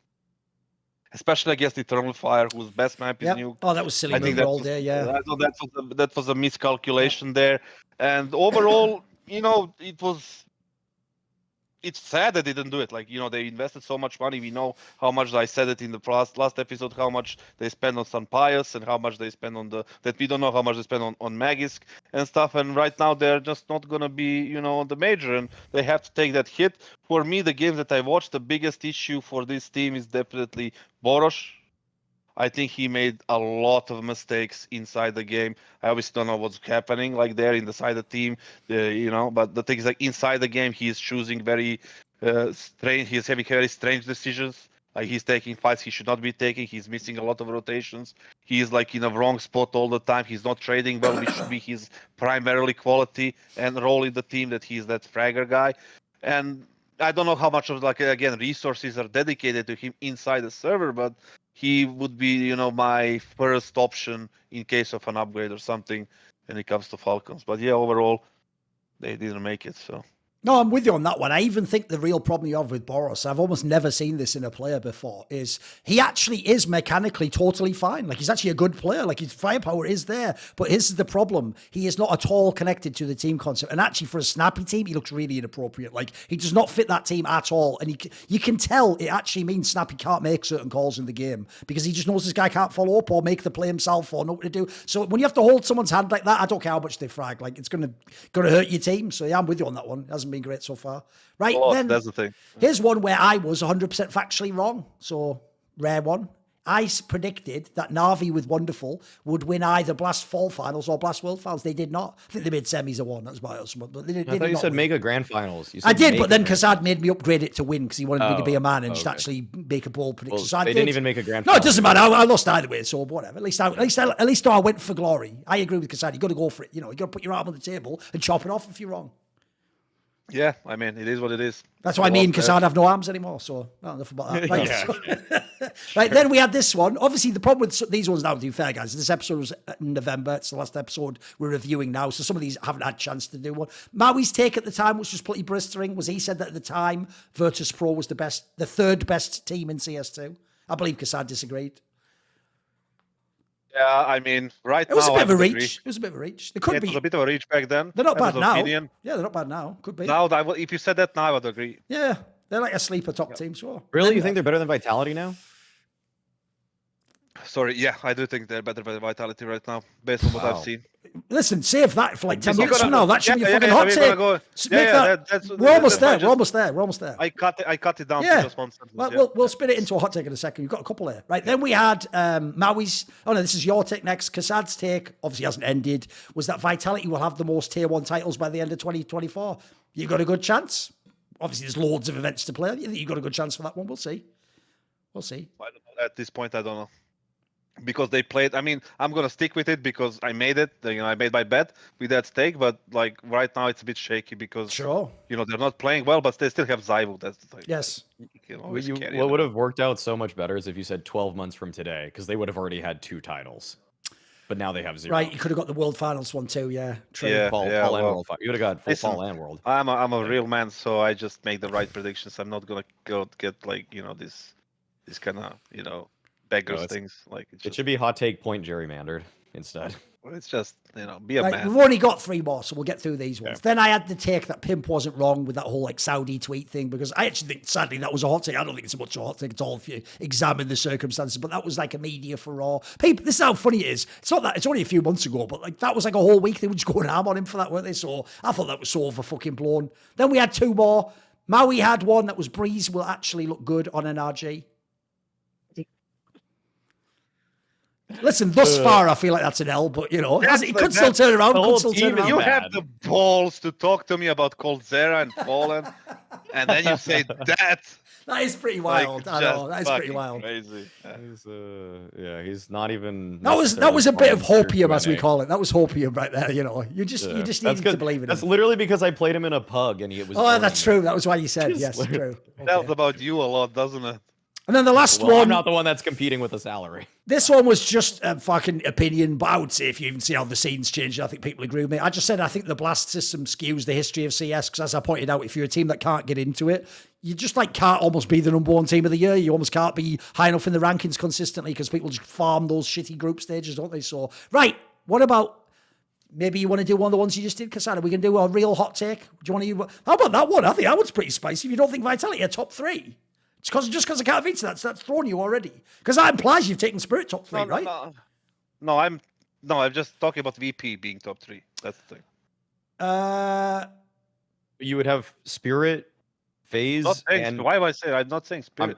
What was the take then? No, wait. We had there was a take about Vitality, and you had some sort of thing where you said like that they're not top 3. Did he not just say that a minute ago? Am I wrong? Yeah. We were just comparing. I think we were just comparing VP and Vitality. Oh, no, wait. You said VP is better than Vitality right now. Do you want to do that? That's a hot take. Okay. Bro, here's the thing. I don't think anyone else, I think most people would disagree with that. Go on, Mickey Kessler. Why is VP better than Vitality? Listen to me. Right now, VP is better than Vitality. My hot take was going to be that VP is going to be in the semis of the major. Ooh, do it then. Okay, like let's do it. That's my hot take. Okay. It's going to be the semis of the upcoming major. Because ever since I got back into the game, I've watched 90% of, maybe even 95% of top 20 teams demos. Like all of them that has been played from the start of the CS2 that you can actually watch without, being technical problems, right?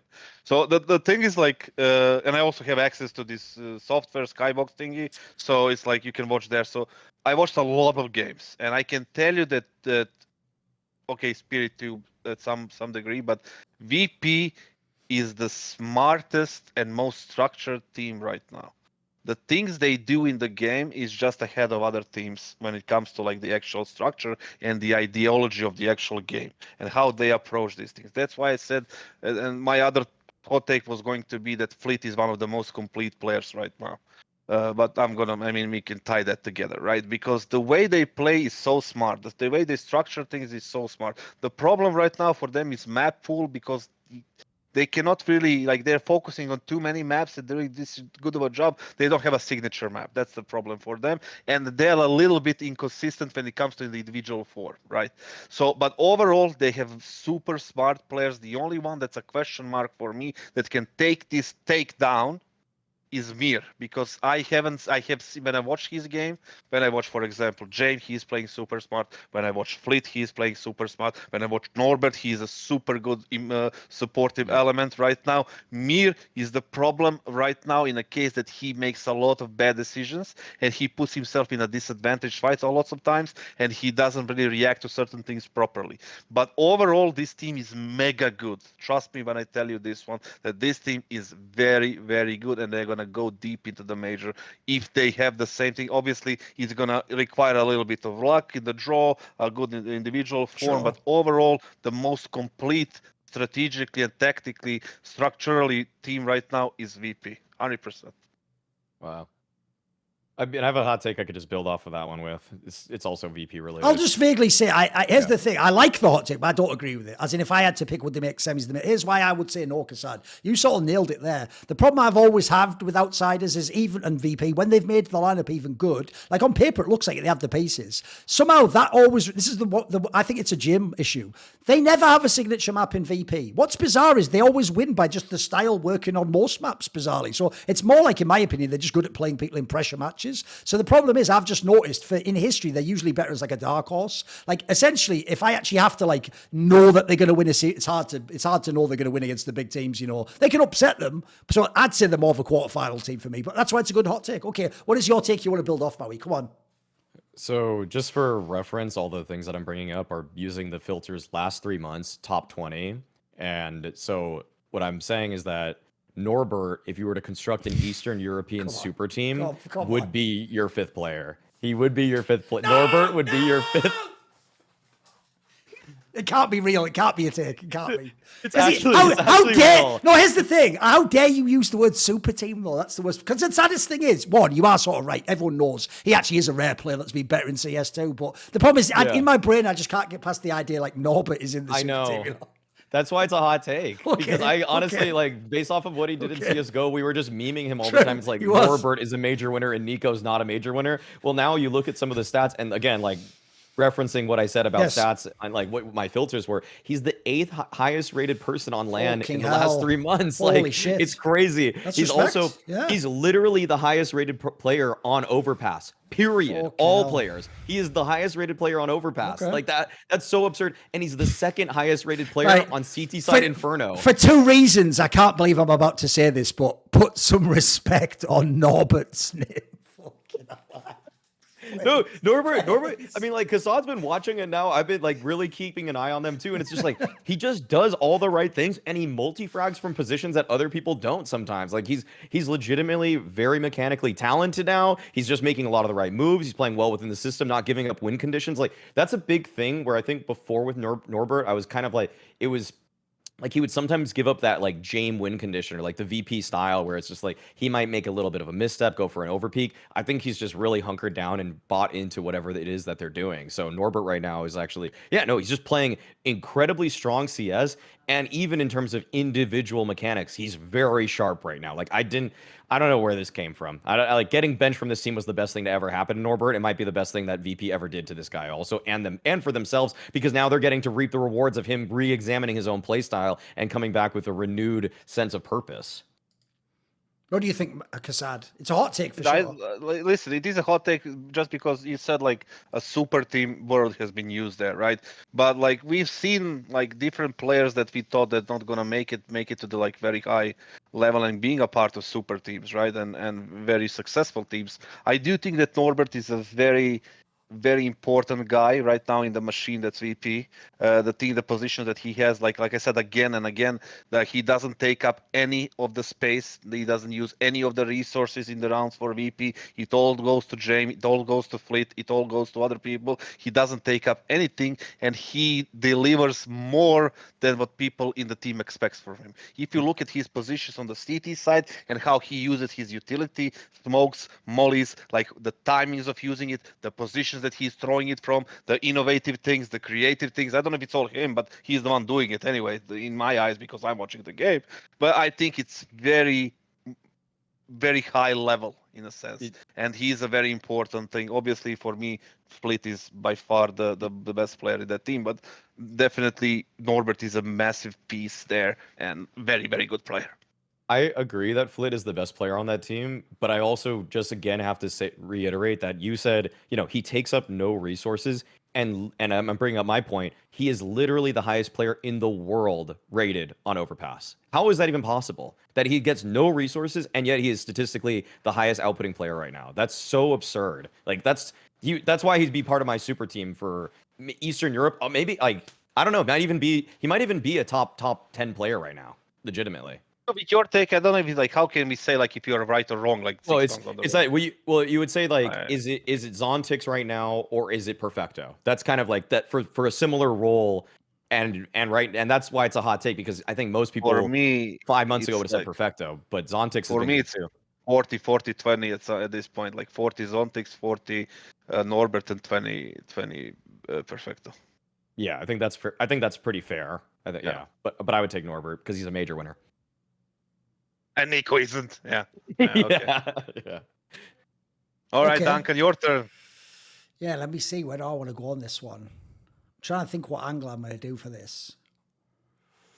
Because the thing is, I like to also, if you notice, I don't just do the ones that are like really good player will be even better. I like to also do the ones where it's like I told you, I like to buy stock low. So you know what? This is the perfect timing for me to do this. Everyone right now is laughing at Falcons, aren't they? Did he make there? Right, look, I do think they were slightly overperforming making semis of Katowice, but I also think if you watch those games, it was legit. Like I'd even say, like what I just said about Boros, they didn't make it just of people fragging out. Like if people don't even know, S1MPLE was even doing kind of shit in most of the tournament in the group stage. Like I actually think that is just a win for the system. The joke is, even though now everyone's going to donk on Snappy and Magisk and Zonic, I think they actually proved that they've got something here. It's just they obviously need a star player. So whether or not they change players or not, that's how I'm going to make it a hot take. I think this Falcons team will win a tournament in the next 6 months. If they change a player, obviously that'll look better for me. They will win a tournament. It's a hot take, mate. It's a fucking hot take. Here's why. Because I actually think they're not going to be able to win just off someone 1v9 in the tournament. They don't have a player that can do that. Like, S1MPLE wasn't even like that as an AWPer. He's more of like a big game player who just pops off on a certain map on CT side and gets you a bunch of wins he probably shouldn't, or kills a bunch of people early. Basically, I think this structure will get better and better. Like, what I saw at Katowice was, dude, it looked like every best of 3 they got better. The team just got a little bit better, a little bit sharper, a little bit cleaner, a little bit better on this map, a little bit better on that map. They rounded out, and by the end of the tournament, mate, it's only because they had to run into fucking Spirit that I can't even know if they could have done better. Like, Spirit crushed them, but then Spirit turned around and beat fucking FaZe and crushed everyone in the tournament except NAVI on one map and then crushed them on the other 2. So actually, I can't even know how it ended. It was that bad. So essentially, give them a few more months. I think actually people like S1MPLE will get more consistent in the team. I think Madden's actually, by the way, already, this is why I know people don't watch the game. Madden is not playing the same fucking way he played in ENCE, by the way, guys. He gets way more fucking chance to pop off here. I think he's going to actually show that he has more depth there. I essentially think they'll offset the Boros thing by just how good the other players are. Magisk, S1MPLE, and Madden, if Madden isn't just a pure support player or whatever, they could be fucking good fraggers too. And so essentially my logic is they're going to do it by committee, kind of like Carrigan did with FaZe. They're not going to have a ZWU. They don't have one right now. So they're just going to do it by committee. So it's a hot take. 6 months, 1 tournament. I'm not saying which though. It could be a blast, could be anything. 1 tournament. 1 tournament. It has to be a tier 1, right? It has to be a tier 1. Yeah, it has to be like an ESL. It can't be. It can't be Elisa S2 Master. Don't go Maui on me. Yeah, yeah. Don't go Maui. No, Yeah. it's all good. Yeah, they can't just go to like some bullshit land, of course. Yes, that's why it's a hot take. okay. Though you disagree, though. So come on, hit me with the disagreement. It's hard because you don't know how the lineup is going to look like. If they go back to a superstar player, like and I mean, I will just say, right? KASSAD, technically, you did make that prediction about Falcons when they didn't even have this lineup. So you get to change the lineup too and then win when you're right. You just said about the shit Falcons not making the major. So if that works for you, it works for me as well, right? Fair's fair. Let's. I mean, it's not fair, but whatever. I'll give it up for you, right? Okay. I mean, it's kind of completely the opposite of fair, but whatever. The thing is like they have the money, right? They have the understanding. Oh, don't ruin it, because I'm sort of also low key. There is like a 10% chance in my take that in like a month they just spend like $1 million and buy like not Donk, but you know, like some god tier player. That would be sick, wouldn't it? That would be the best. I was about to agree with him on his take, and he just interrupts me. The thing is like they have the money, they have the vision right now. They know what's missing. By this failure, they will learn a massive fucking lesson. Yep. Based on what happened and whatever, like, you know, was in the RMR, what was the situation, why they lost, and blah blah blah, whatever, right? I mean, by the way, KASSAD, you could even argue that this is the best thing for them to lose. Like, they probably might keep the Boros guy if they made the major, right? They probably replace him now. The best thing for them would be not to lose, but the thing is like now they lost. It's not the worst thing. That's the how would I phrase it? But the whole thing is like I think that in 6 months with the right replacement, they can win one event. Yes. Okay, he's giving me a concession there. Okay. Yeah. I feel like if they get someone for Boros that's more like, I don't know if, you know, Falcons would get this guy, but if they got like a heavy god, I'm just thinking of people that didn't make it or probably aren't going to make it to the RMR or major or whatever. Did you say heavy god? Yeah, I said heavy god, yeah. But I'm just saying like some Breezy if he's available, you know, whoever. Cold Zera, like, scout the Rolodex. Crazy. It's like he doesn't even like. I'm not gonna go into this political. There is also a political. Yeah, the political thing. That's why I said. I don't know if Falcons would get this guy because you know that they are what they are and he is what he is. So I don't know, but I would. Yeah, what is that? What is he? Let's for another show. Yeah, what I appreciate, by the way, is that this isn't even Maui's take. But he's just giving his thoughts on my take. But we're critiquing him like it's his hot take, just his opinion. I know. Okay. I think okay. Well, most like unexpected name, like true. Listen, I can't lie. I didn't expect the name Heavy God to come out of his mouth there, but fair enough. Okay, he's working on something here. Yeah. No, I mean, I feel like they're gonna replace Boros. I think that's just been the talk of the town for a while. So I think but there is also a matter of like, you know, the Falcons is a Saudi organization. Oh, you think right? they want to have like a Middle Eastern player? Is that what the implication is? Does he have some protection? Right. Is he protected there? You don't know. Like, we don't true. know anything That's behind true. the scenes. Yeah. I would imagine. Let's just say it's not even him, but it's someone of that sort of caliber. Like I'm saying, I was picking him because it's someone that I don't necessarily think is going to make the major also. And so you probably want someone that also failed in the RMRs or even in the European close qualifiers. So you could poach someone like that. And if you were able to find somebody like that, for Boros that they just are like, this guy's just smarter. Maybe he's not as mechanically talented, but he can fit into the snappy system a little bit better. Then I think it works out pretty well. I think one thing, though, to the point itself, without having to speculate on roster moves, is that the whole team was improving throughout Katowice. Like they were leveling up, because I had to cover like 5 of their games or something like that. Like I was watching everything they were doing, and literally every single game I watched them play, they got better and better and better, even up to the point where they actually lost in the tournament. I actually thought they literally looked better every single consecutive game, and that included Boros actually fitting a little bit better. Like he still made mistakes, he still makes mistakes. I think he made bunches of mistakes at the RMR, but like he actually was a really solid piece and a contributing member. Like they were trying to like make sure they set him up nicely. If he had a save rifle, they gave it to Boros. He would get boosted for a couple shots, then he would rotate him to another spot. Like there was a lot of reasons to like the progress that Falcons were making in such a short span of time. And I imagine that they would be on a pretty nice upward trajectory along with that. Obviously, the RMR didn't pan out that way, but I felt like this was kind of a trap tournament in a weird way for the Falcons, because I think anybody and I think if you're coming off of a high from playing Katowice, especially in front of a crowd, and then you go into a studio environment, upping your energy to the level you just had is going to be so much more difficult. Also, everybody just watched your demos. Everybody just looked at what you were doing, and so you're going to be a step behind all these guys that are, they're practicing more, they're trying more stuff out. It begs the question that, like, what if they dropped out in the group stage, right? Would that be better for them? Yes. Than actually playing in the Spodek twice or whatever, right? And Yes, just maybe I think focus down on some of the map pool and some of the, like, tactical and whatever positioning mistakes they had to kind of get them through this best of threes, at least against teams like Ankal or whatever the caliber of the teams they are losing. They should not be losing, right? So that kind of, they need to ask themselves that question, but also they have a plan. They are always saying like this is the beginning and we have a long-term plan. So I trust that. I don't know what's going to happen. Nobody knows except them, right? So, but to kind of again confirm, I think with the right swap and the right upgrade, surely they can win one event in the next 6 months. Surely. Plus, if you notice, a big reason I gave those 3 names I gave, Magisk, Zonic, and fucking Snappy, I think those are incredibly consistent performers at their roles. Like, I think this is a very good base, because like I keep saying, the reason why everyone laughing at Falcons is going to look silly in the future is because it's implied they are just going to keep spending money till this works. And then 2, like we're saying, the position they need to fill, fucking star rifler, that's like that is the biggest position of supply in the entire scene. As we're saying, if we could pick them, we could give you a list of 50 names you could put in that role. So I just feel like it's the most obvious one, where you bring that one guy in and immediately you're like twice as good and you can win the tournament, So we'll see in a few months on that one. Is there another take? Maybe one more hot take? Do you want one, KASSAD? Do you want one, Maui? You got another one? Come on. I have like a bunch of them, but we can do a couple more. We'll do like 15 minutes more. Do one. Come on. I'll use this one because like that's kind of 2 in 1 in a sense. By the end of April, S1MPLE will be back AWPing in NAVI.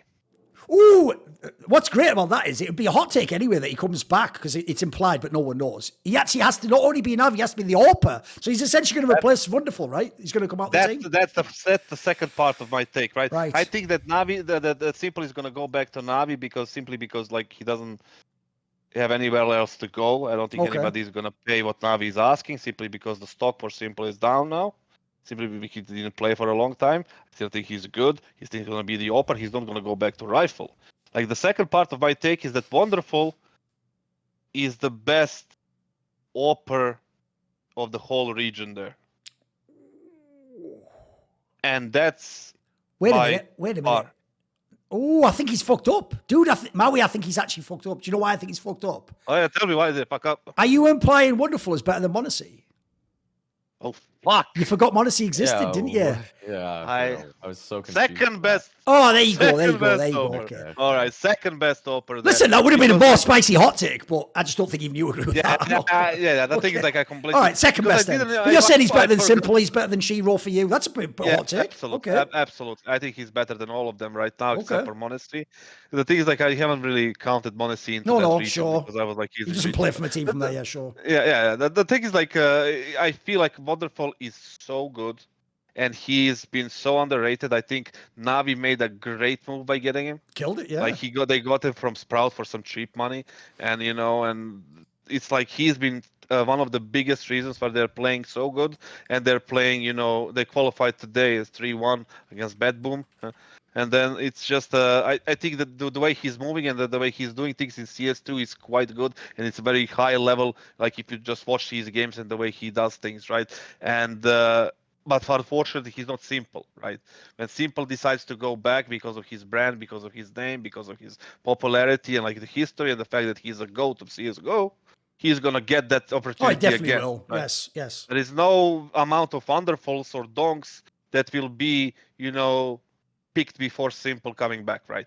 So I think before end of April, he's going to be back in Navi, and Wonderful won't be in that team.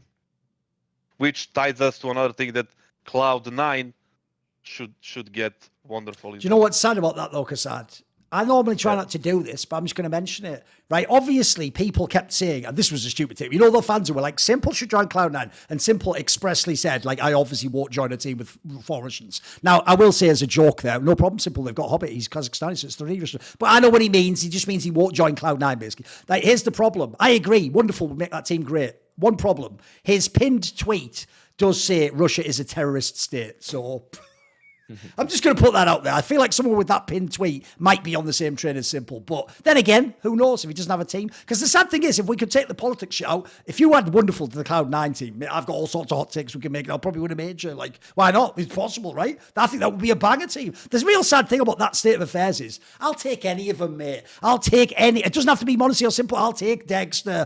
Joke is, if Shiro wants to go back, he won't. I'll take Shiro as well. Wonderful. These are all players I'd take. Like, all I need is just a vaguely good AWPer. If I get a really good one, I think that team's cooking. I'm with you, though. I think it'd be a banger move if he could do it. Wouldn't that be a perfect almost, right? Also, I even get the sense he wouldn't take insane resources. Like, he actually seems like a guy who will just slot in the team. So I think it'd be insane if Cloud9 had him, mate. Like, it is crazy good. Like, unbelievably what he's shown in the last few months, the progress. I don't know if it's because of Blade or anybody else, or just the fact that the different vibe in the team, or they're just like meshed together well, or whatever the fuck is it, right? Maybe it's Alexi. I don't know. Like, maybe it's both, but he has been performing very, very high, on a high level, and the amount of damage that he puts out on every single game is just what Navi was lacking, right? And that's why they're on the major. Okay. But I'll tell you what. Simple is coming back by the end of April. Now, this is like just a little disclaimer. I do not know anything behind the scenes. Sure. Okay. I absolutely know nothing. Sure. It's just me making a guess. Yes. Pretty much. What do you think of that, Maui? I mean, Simple saying that thing about Cloud9 with him not going to join a team with the 4 Russians was kind of, it was understandable, but it is a big letdown, because it would have on paper just been so good. Oh, for sure. Yeah, it'd be incredible. Yeah, it would have been perfect, actually. If I don't even care which one he replaces between Axile or Hobbit.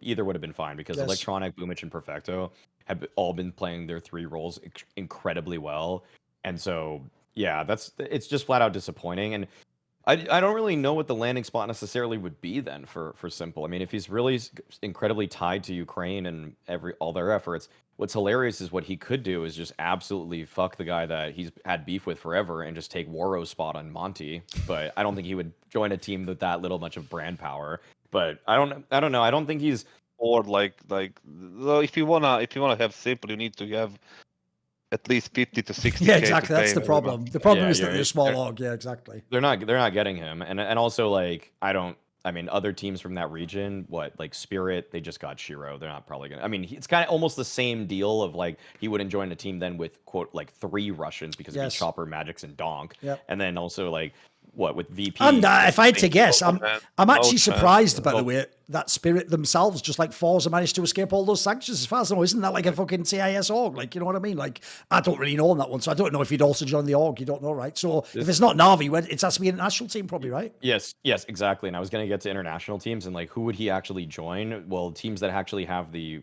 resources as an org would probably be more like a Liquid, but I don't think they can really ditch Cadian, given that, I guess Cadian could swap. Cadian could swap roles to become a rifler, but I think another, in terms of fit right now and having a team that's strong enough, funnily enough, Imagine this. You know team. what Like, else that you forget? Like, wait. Imagine this team first. Imagine Maus get their worst player out in Torzi and they get Simple. That team is also championship contender immediately. That'd be ridiculous. But the thing is, like, they wouldn't be able to afford him. They can afford them like in a million years. That's Maus. Even if they had the money, they wouldn't pay because they don't operate that way as an organization for years now. They will never do. But what can happen, my dear Maui, is the fact that like a Russian or well, not Russian but Ukrainian or whatever, right? Some rich guy can put the resources into a new team. Sure, make a brand new squad. Yeah, just based around Simple. Simple can pick the players and do this thing and make a championship team, right? Or super team or whatever you want to call it. That's the only like kind of downside of my take. I think it's either that or it's gonna be NAVI, but I do think it's gonna be NAVI because the system is already there. Everything is there. You just fit in and play, right? And I think that's gonna be like that. And what they should do is, if they make that super team, is they should get Norbert and he'll renounce his Russian heritage and go full Armenian. Here's what I think. One, I've got my own hot take. There's a lot of political things, right? That's why I said nothing about me. I just left it there, not to about the barge point. I know. What I'll say is this. I will just say the joke is actually all the hot takes get combined because I end up by purposely phrasing that earlier one like that. What you don't know is, in the end, Simple does come back, not as an AWPer. He rifles instead of Boros in Falcons and they win the next major. And then I'm just like, oh! Except actually, I need it to be a tournament, not the major, because that would be too far away, wouldn't it? Whatever. They win some LAN in summer then. How about that? Except that wouldn't happen. Right, here's the hot take. It's actually one I did on Twitter today. I'm interested to see what people say, because I actually think... Here's what's funny. Spoiler, I've even had pros behind the scenes say they agree with me and think it's a good take, but I think fans would think the opposite of this. Every fan will think esports as an industry has developed, we've expanded, we've made it better, we've increased like the resources into tournaments and formats and systems. I am not joking. It's not just because teams I do what like or don't like haven't qualified. I said it on Twitter. I think major qualification has never been as bad as it is now. Because one, first of all, even like Megas won the last fucking major and he's still rocking up through online qualify. What is that, like if he hadn't got this RMR spot by buying those players, he'd have come through an open qualifier against me and my friend and a cheater. That's who he has to beat first round to get to the fucking RMR. There's like the online component. If you don't know, because of the Legends system, it had flaws, but the best part is all the top teams were going to be at the next major because they made top 8. So it meant you were pretty much guaranteed most of the top 10 was at every major. They didn't have to go through some crazy minefield of randos online that are cheating or just complete randos. Then add in, we've got BO1s, which we always had, but it's even worse now because it's BO1 in a Swiss system. So randomized, you don't know who you're going to play in the other rounds. So if you are Falcons, by the way, like you said, KASSAD, they don't know they're going to play AMCAL later in the best of 3s. Meanwhile, AMCAL, as long as they're normal people, watched IM Katowice like the rest of us. Even passively, they were basically forced to watch the bloody demos.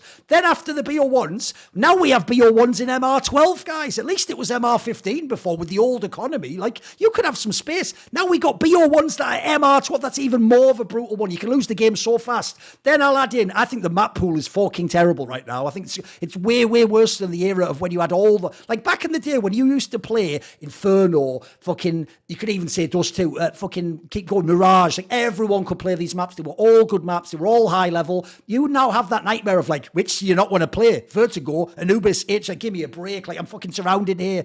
Anubis only just got half decent recently. And then the last thing to say is they still have that shit economy. So essentially, I've said this before, this is the worst moment in any Counter-Strike map.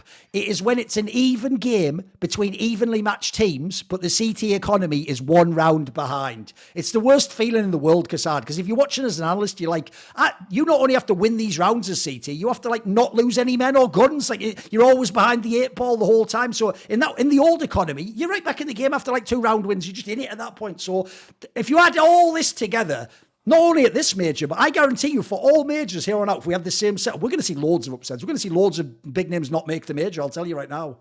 I think it's the worst it's ever been because even if it was scuffed in certain areas, we never had like every factor combined at once. Like I said, I give you like 5 things at once that were a negative there. You disagree, KASSAD? It feels like you're not feeling this one? I don't think, for example, like if you're Magisk, right? Like I didn't fucking force you to change the team. You went there, like you won the major with Vitality, then you went to Falcons. Like, what do you deserve? You deserve nothing. You deserve to go to the open qualifiers. Like, unless you have a core that's come with you, right? which he did in ends, from ends, right? He didn't deserve it himself. The more reasonable thing is to have like a proper qualification process, like in instead of like having these cheaters. And like I said before, I go to the cheaters and all these things. Like if you're a Magix, for example, like you mentioned them, like if you are getting paid 40, 50K a month, you need to beat me and my friend that just randomly showed up for a qualifier. Not a cheater, but me and my friend and my brother and whoever, right? Because you are a professional, I'm not. I'm just casual player who just signed up, right? You renounce your points that you deserve and the right to play to the next major because you went to another team.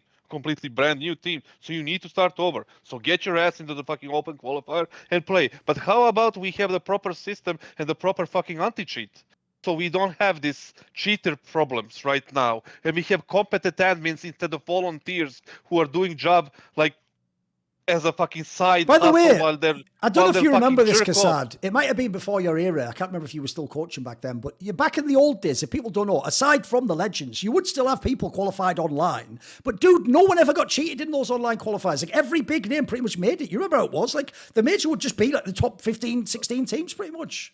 Duncan, the game is infested with cheaters right now. It's massively infested with cheaters. The admins are incapable of and they're incompetent of doing it. PGL admins did a terrible job. We all know what happened in the 4 qualifiers in the open stage, right? Completely botched the whole thing. Like against the rules, against the. Like, I personally said when I faced some whatever team in one of the qualifiers, I had to go myself and look at through these accounts of these random people with 0 level on Steam, with 200 hours, with banned account, with linked alt accounts who are banned multiple times and multiple accounts. And I sent this to the admin, and all I replied, I get both players clear play. That's what they're not even grammatically correct. Both players clear play. That's what they said to me. I was like, yeah, okay. If they're cheating, they're cheating. And then you saw what happened to these Spanish guys because they were in one of the qualifiers. I think that got into the close qualifier. They played against cheaters and they got like reinstated into the qualifier later. Who the fuck does that? Let's like have it like more organized. Like, it's a proper anti-cheat. Invest some money in that so we can have a legit fucking qualifier. Like that's the whole thing. Like, and if you switch teams, you lose your points, you lose your right to play in the next major, unless you're a core or whatever it is right now. And I'm not going to talk about the Swiss system and the best of one. That's just another subject. But overall, I do think that if you change the team, even if you like start over, you need to start over from the beginning, no matter who you are or what you did in the last major. Oh, by the way, we won't go into it. It'll take forever, but I definitely disagree with that last point. So because I change team and get paid a lot, I have to play random people. There's no sport in the world works that way. Like, wait a minute. So I've changed teams, right, KASSAD? Now I should have to go and play like some team from Africa instead of the Premier League. Like, what are we doing at that point in time? What does that mean? What do you mean? What do you mean? Like, if you just said that Magisk, because if you are a Duncan, listen, because Magisk changed teams. Real Madrid. Go on. If you're a striker in Real Madrid. Yep. And you win the Champions League, you fucking win the La Liga, and you get fucking sold to Valencia. Are you expected to play Champions League even they were like 10th in the league last I don't season? think that's analogy's fair, is it? Like there's only like fucking like 3 or 4 teams in the league can make it in. So my point is this, by your analogy, forget even being in La Liga. You'd left Real Madrid. You now have to go into the African 3rd division in Somalia, and unless you can beat all those teams, you don't get back into La Liga. That would be your analogy. My point here is, you're missing the point here, KASSAD. I never said, because Magisk won the major, he should be at the major. My point is like, why does he have to play? He would have, if he hadn't have signed these players, he would have had to start at like the beginning of the online qualifier, bro. The problem I've always had with the qualifier is this. Why is it all or nothing? Why is it total open qualifier or the RMR? There should be like 5 stages. Like I'm saying, that's why I give the football analogy. You can't be the best team in the 5th division in England and get promoted to the Premier League tomorrow. You have to wake your way up. But in the same way, if you get relegated, you don't go all the way down to the 5th division, do you? You go one step down. You do. So if you're Magisk and you have a team that's like top 15 in the world, it's even in the rankings, bro, after kind of like, you should actually automatically be in the RMR, or you should be in the last match of the online qualifier, if you know what I mean. Should be tiered, in my opinion. That'll still give the random team a chance to make it, but I don't think it's fair that you throw like all these new teams just into the fire. I think if with your team, the idea you had to play randoms is mental. Like at least you have real players. Like they're meeting you halfway. They're giving you the core of 3 people. Like if you have 3 people, then you're automatically at the RMR, right? It's all good. It's all good on that one. You're just giving up? No, because I expressly said if he didn't sign the end score and didn't get the RMR spot.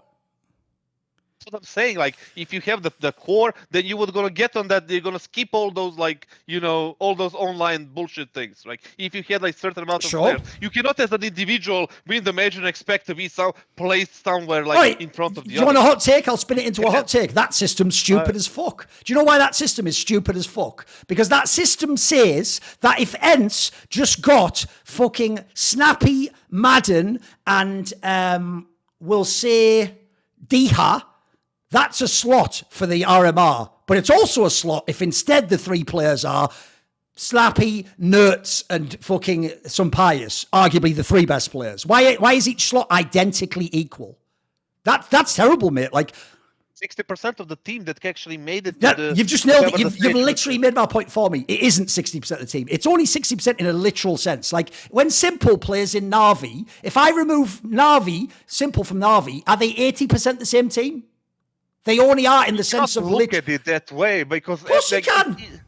No, but you cannot like have a one player takes up more than 20% of the slot and the team, right? It cannot be like that. No matter the performance, that's what you're wrong. Like, even though Simple, yes, he's the best player, he's the highest rated player, he cannot play 4v5 or 3v5. He needs to have 5 players or 4 next to him. No, my point is this. What am I winning as a prize if I can take my 3 worst players and none of the stars that let me be that good? If I have the same prize, I get the same slot.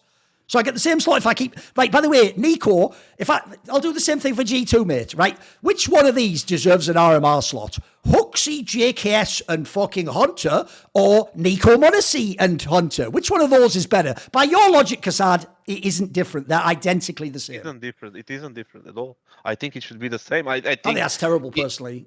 I don't even know what the rule is. Like, I'd genuinely ask you this question. Abstractly, what is the rule that you're making? What are you protecting then? Why 3 then? It's an arbitrary number, right? Why not 2? Why not 4? It's a majority, because it's 3. What makes the majority of 60%. If you take 2, it's less than 50%. Which is you've nailed it. That's exactly what my point originally was. Is that if you ask who is the majority of the G2 lineup, I don't care that 3 of them out of 5, there's more people. They aren't more than Nico and Monacy. Go to other teams, Duncan.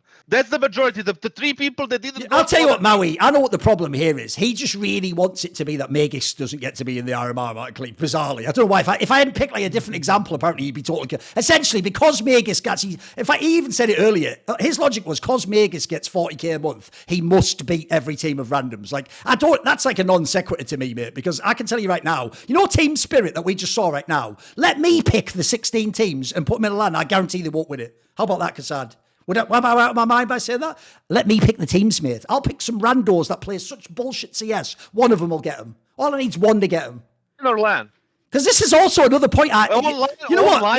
I'll make this the last point, because actually what you're nailing is exactly why I hate the open system. Because what we're all pretending is what you just said makes sense, and it doesn't. We're pretending that the world rankings is really who you would beat. So if you're ranked 3rd in the world, you would beat every team below you. That's not how games work. And so one of the reasons I hate this angle that if you're professional, you have to beat randoms, is the way randoms work is terrible for winning tournaments and fucking unbelievable for randomly winning against a good team once only.